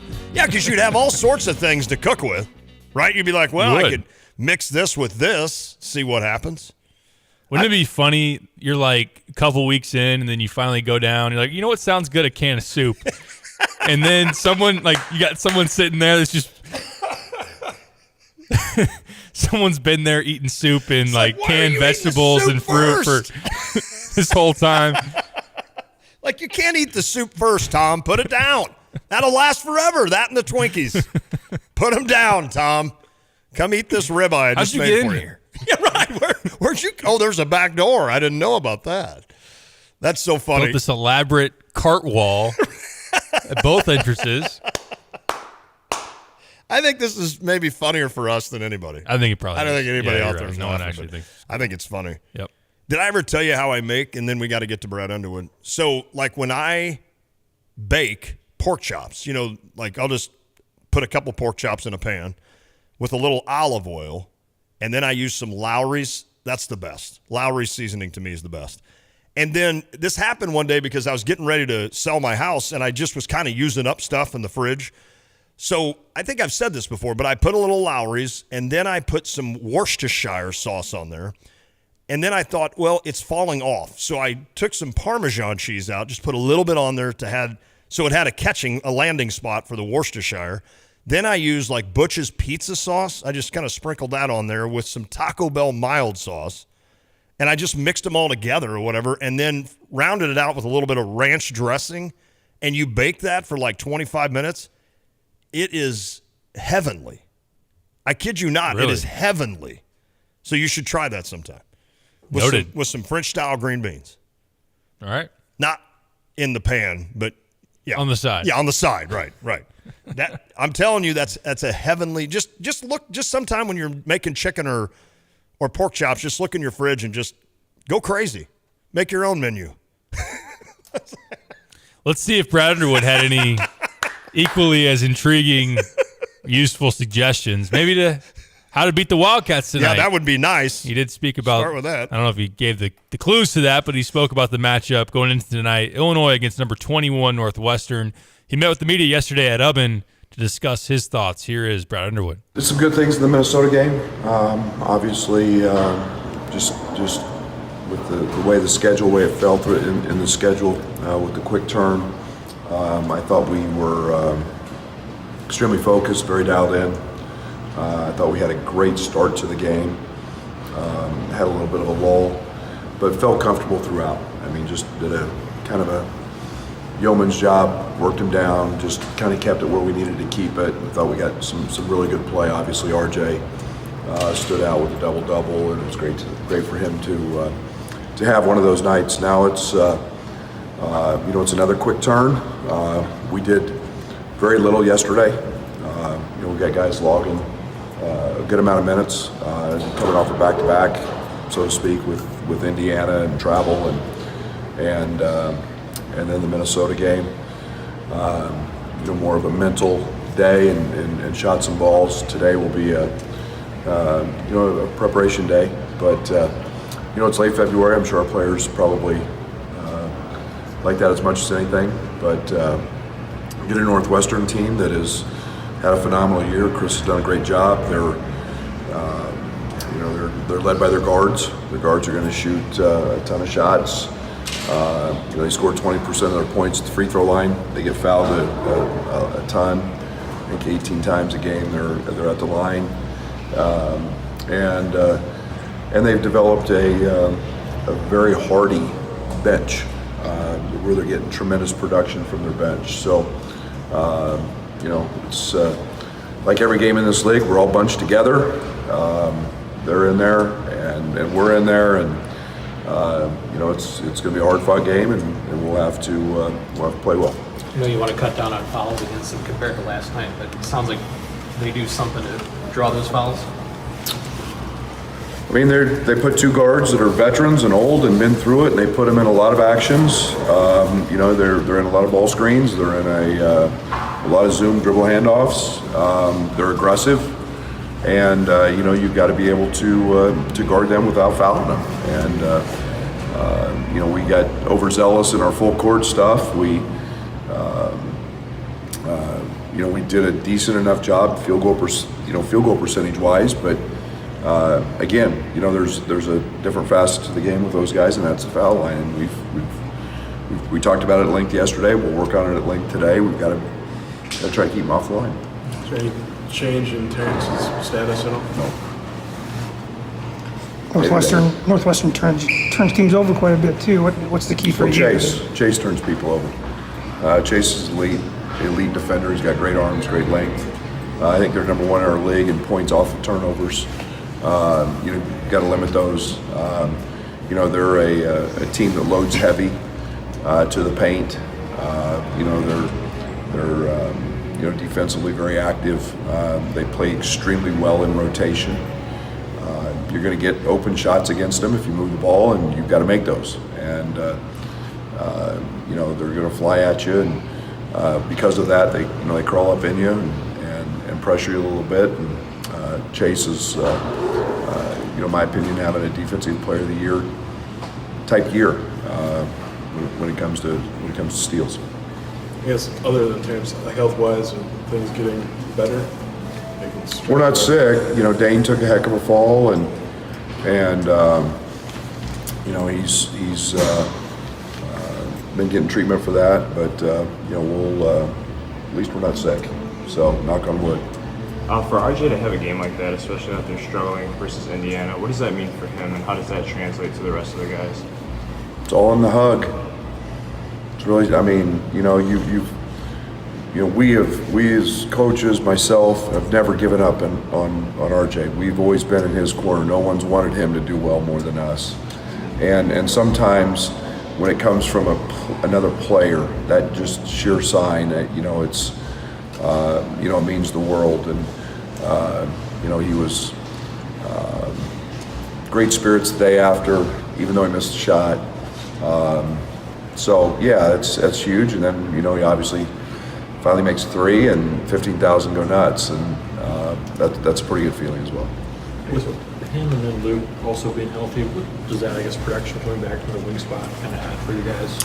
Yeah, they're different type players. It was a game where Minnesota doesn't get in rotation very often, so Luke didn't get a lot of opportunities. It just provides a little depth, a little knowledge and understanding, and we've been without most of the year, most all year, and then RJ has had his struggles. So 2 veteran guys that bring a lot to the table, and we're starting to see that now. Would Tuesday have been just a mental day, get shots up day, if you weren't in this kind of stretch with so many games? No. We would have taken Sunday off, a mandatory 1 day a week off, and then we would have had a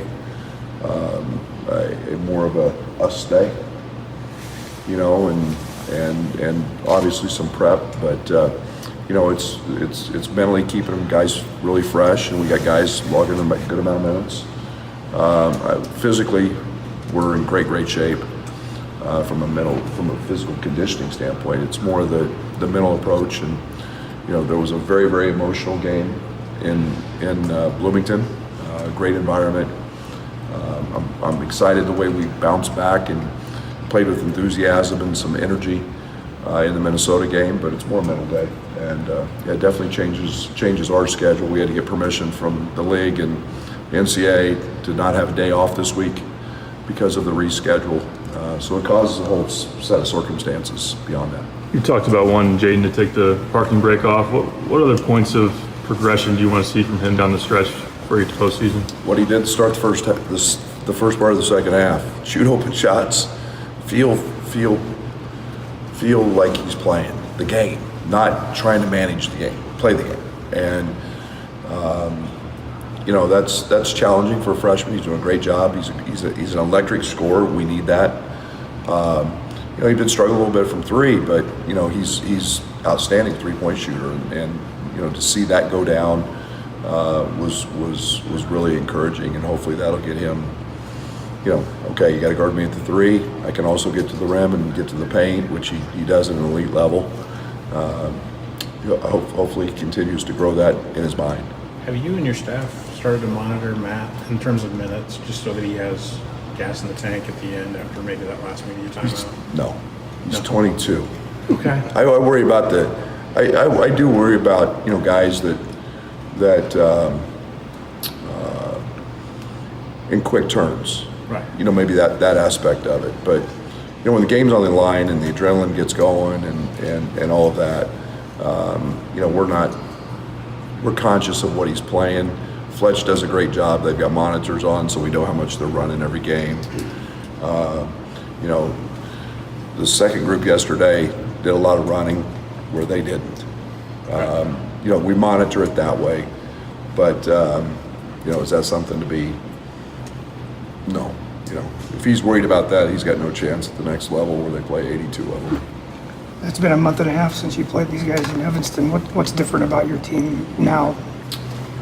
That's when we were going through our change. We were going through the entire process of restructuring and redoing some things. I hope we're doing it better. They're playing better as well. So I think it's, we didn't run spread very much. We were still in the early process of that. And I think, we're a little more defined in our roles than maybe we were at that time. We were still playing a lot of 5-out stuff, and we're doing that less. And to have this kind of stretch in the last 2 weeks of the regular season, is that a concern? Maybe compared to when you did it in January?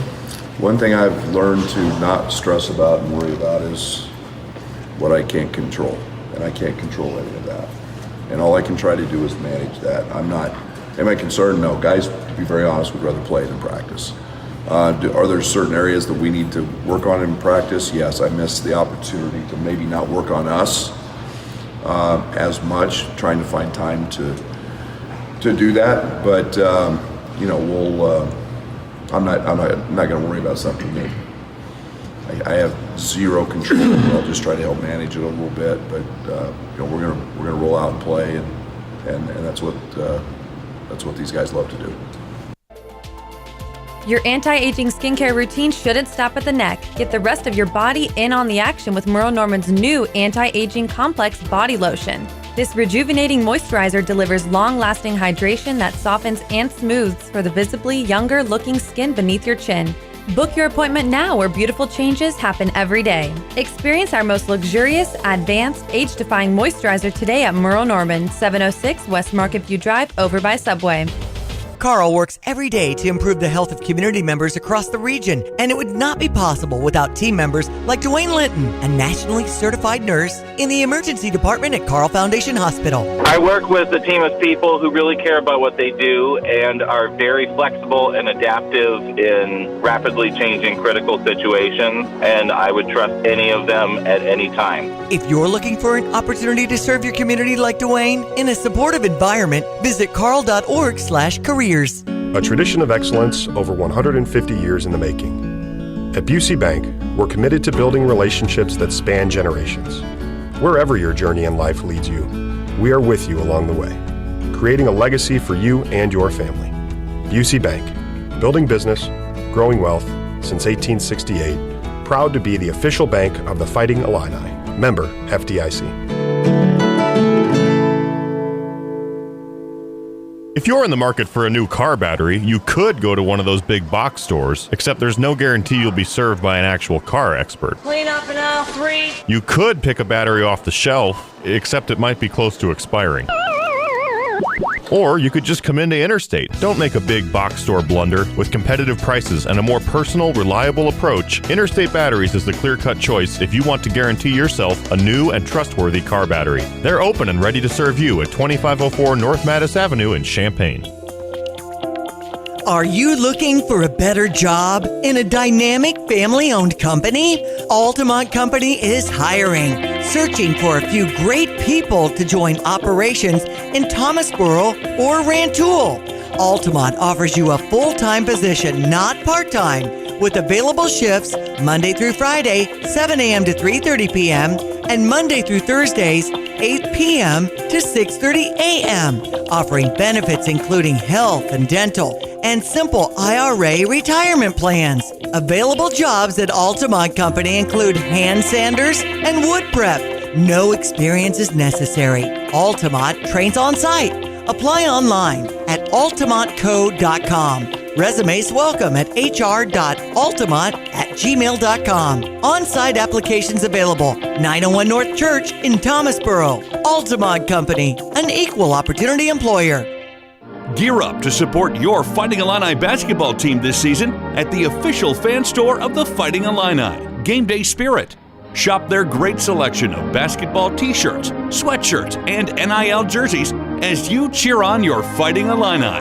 Visit them at the corner of 6th and Green in Campustown, Neal and Kirby in Champaign, or online 24/7 at GameDaySpirit.com. Game Day Spirit, where Illini fans shop. This is XYZ Insurance. How can I help? I have a question about my home policy. Okay, question about phone policy. Home policy. Okay, gnome policy. HOME, home. Technology is great, but sometimes it's better to talk with a real person. With Erie Insurance, you have a caring, independent agent who's with you from beginning to end. We don't have any HOMEs on record. Your Erie agent in Champaign is Thomas and Ellers Insurance. Go to erieinsurance.com for company licensure and product details. Hey Illini fans, it's Max Kellerman. Catch Lon Tay and Derek Piper weekdays from 4 to 6 right here on ESPN Radio 93.5.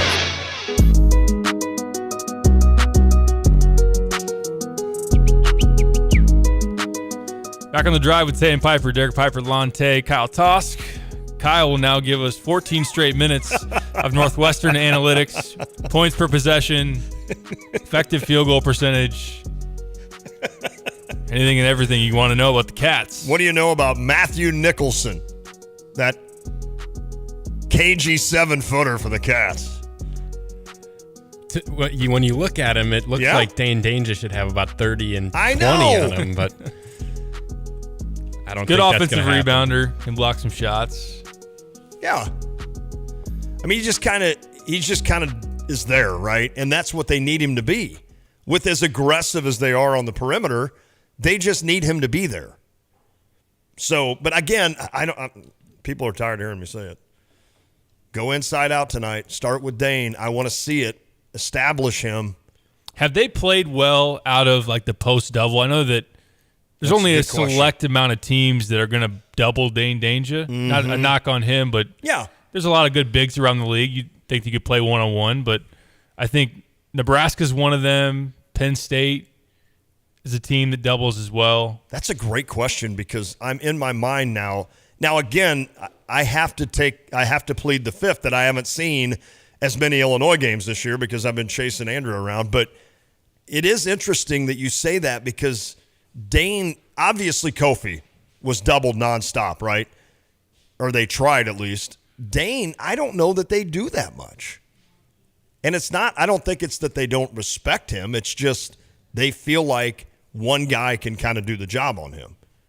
That's an interesting thought. It'll be interesting to see how he handles that tonight. If a look that he maybe hasn't seen a ton. Mm-hmm. I did like one of Jaden Epps' buckets. He had an 8-0 run by himself there to start the second half. He hit 2 threes, but his 2-point field goal during that was a nice cut from the perimeter. Dane had the ball on the block. Yes. Epps cut to the basket, and there just haven't been a whole lot of those plays. It doesn't seem like Illinois is the best cutting team, especially when they're like the ball is inside. Can someone off the wing or backside perimeter cut to the rim? That might be something you got to do tonight if they do trap Dane. That's a good point. And, obviously Dane is a really good passer.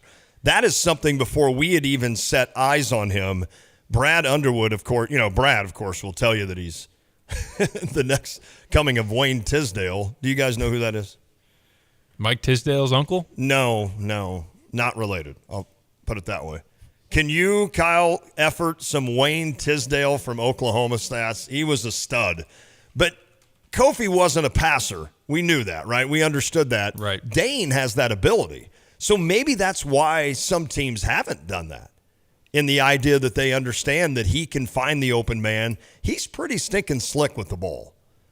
I mean, whether dribbling, I said he's the only guy I know that can get from one side of the lane to the other without dribbling and still have no travel called. I've never seen anybody be able to do that, but it's pretty impressive. But I just, maybe that's part of the reason that teams don't double him is that they fear his ability to pass and kind of locate the open man. And, you know, like you said, a lot of guys on this team, I feel like they're more slashers than they are cutters, right? That, like Shannon for sure. Meyer's pretty good at it. Meyer's probably your best cutter.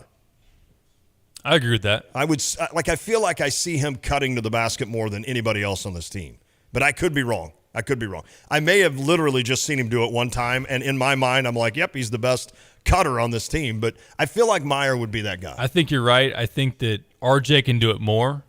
Yeah. We've seen him do it in the past. Can he kind of build on that? That leads me into this question. Okay. Now, obviously, if Shannon plays, it could be different as far as obviously who's going to start the game, minutes, shots, everything. But there were 5 guys in double figures against Minnesota.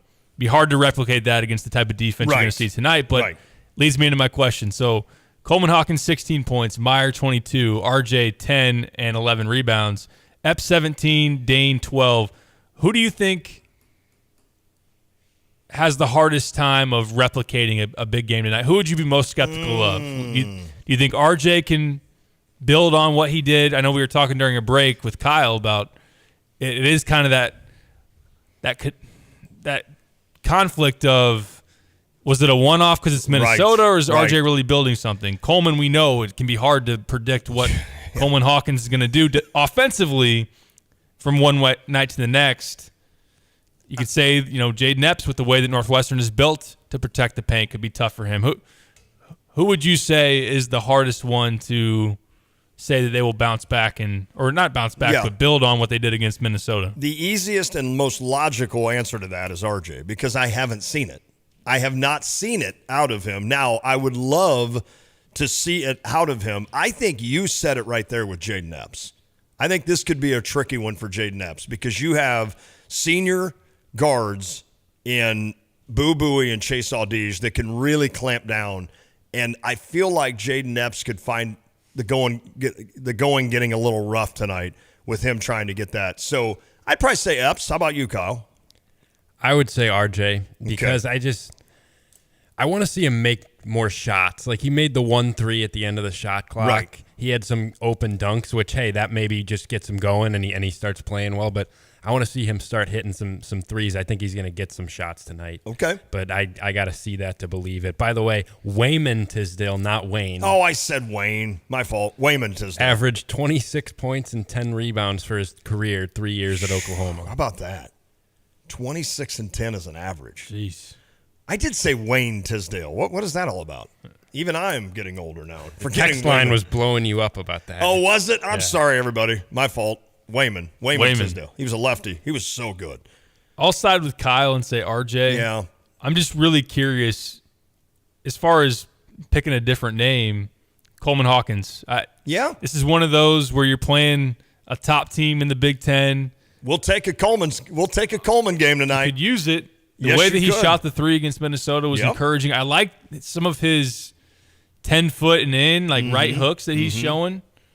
I just think if he is kind of a non-factor tonight offensively, a little too tentative, then that can hurt Illinois. If, say, Epps has a tough game or RJ isn't being able to string things together, Coleman's a guy that I kind of pinpoint as a big one for him. Has Illinois changed its defensive look since they played Northwestern? I think it was after Missouri they really got rid of the switching. Okay. So they were still new in their current version of their defense, which is staying home and not doing a whole lot of switching. So I don't think schematically it's really changed. They just kind of settled into it a little bit more.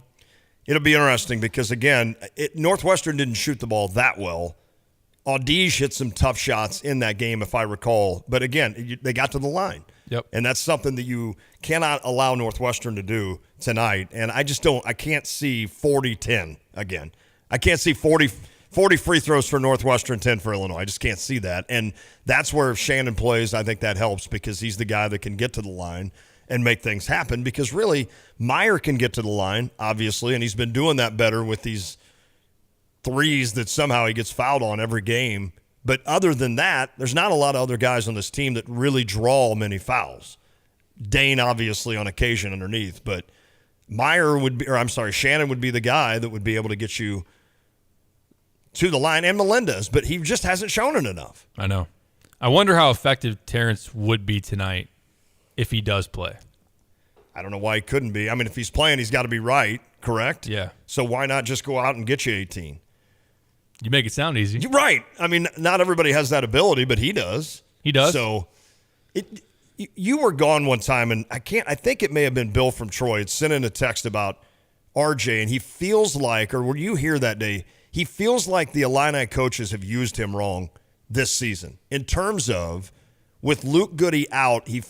I think his thought process, if it wasn't Bill, I apologize to who it was that they were trying to make RJ a 3-point shooter, and he feels like he's more of what he did this last game, where he hit a 3, but he gets to the rim, he's dunking the basketball, doing stuff like that. Where I feel like if I look at RJ, the first thing that comes to mind is not pure shooter.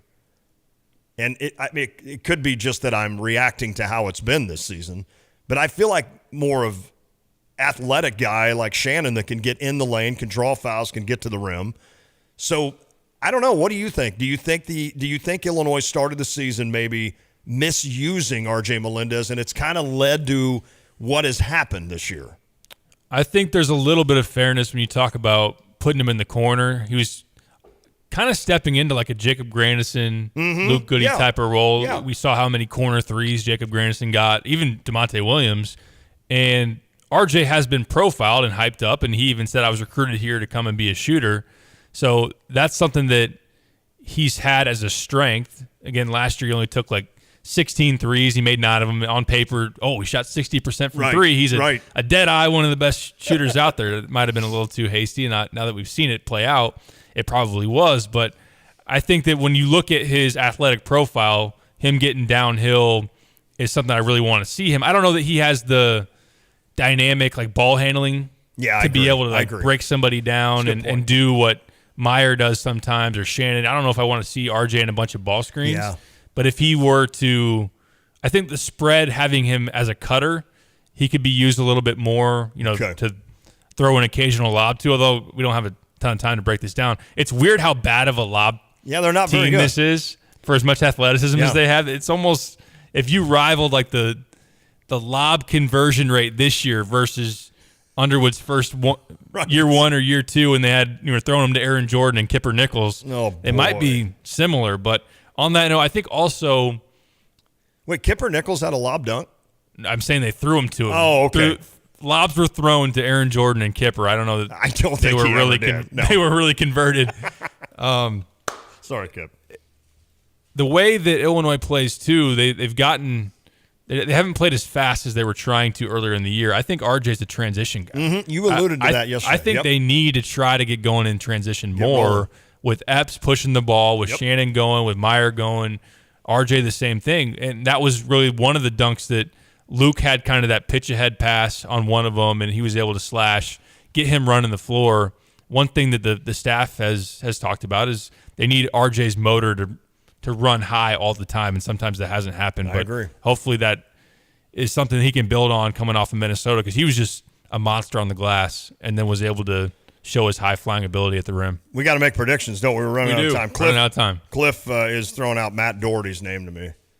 Matt Doherty. He's trying to make you mad? The only guy that can't win at North Carolina, which then leads Bill Self to go to Kansas.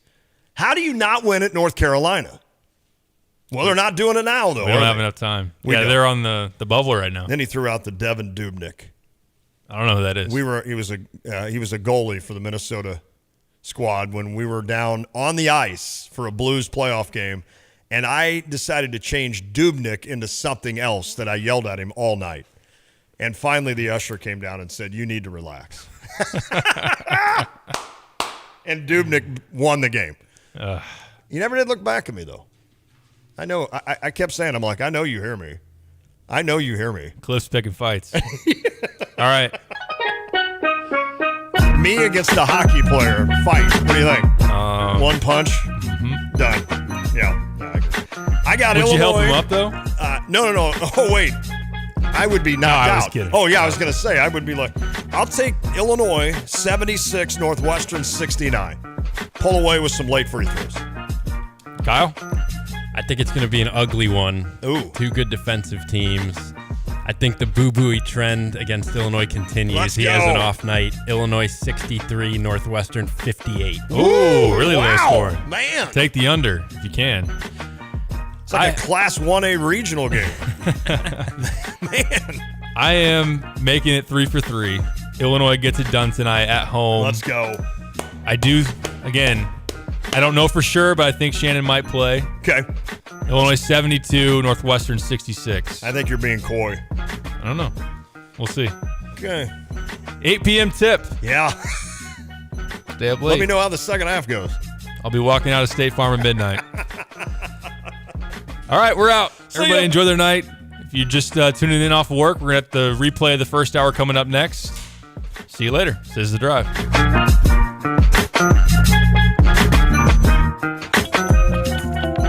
Are you looking for a better job in a dynamic family-owned company? Altamont Company is hiring, searching for a few great people to join operations in Thomasboro or Rantoul. Altamont offers you a full-time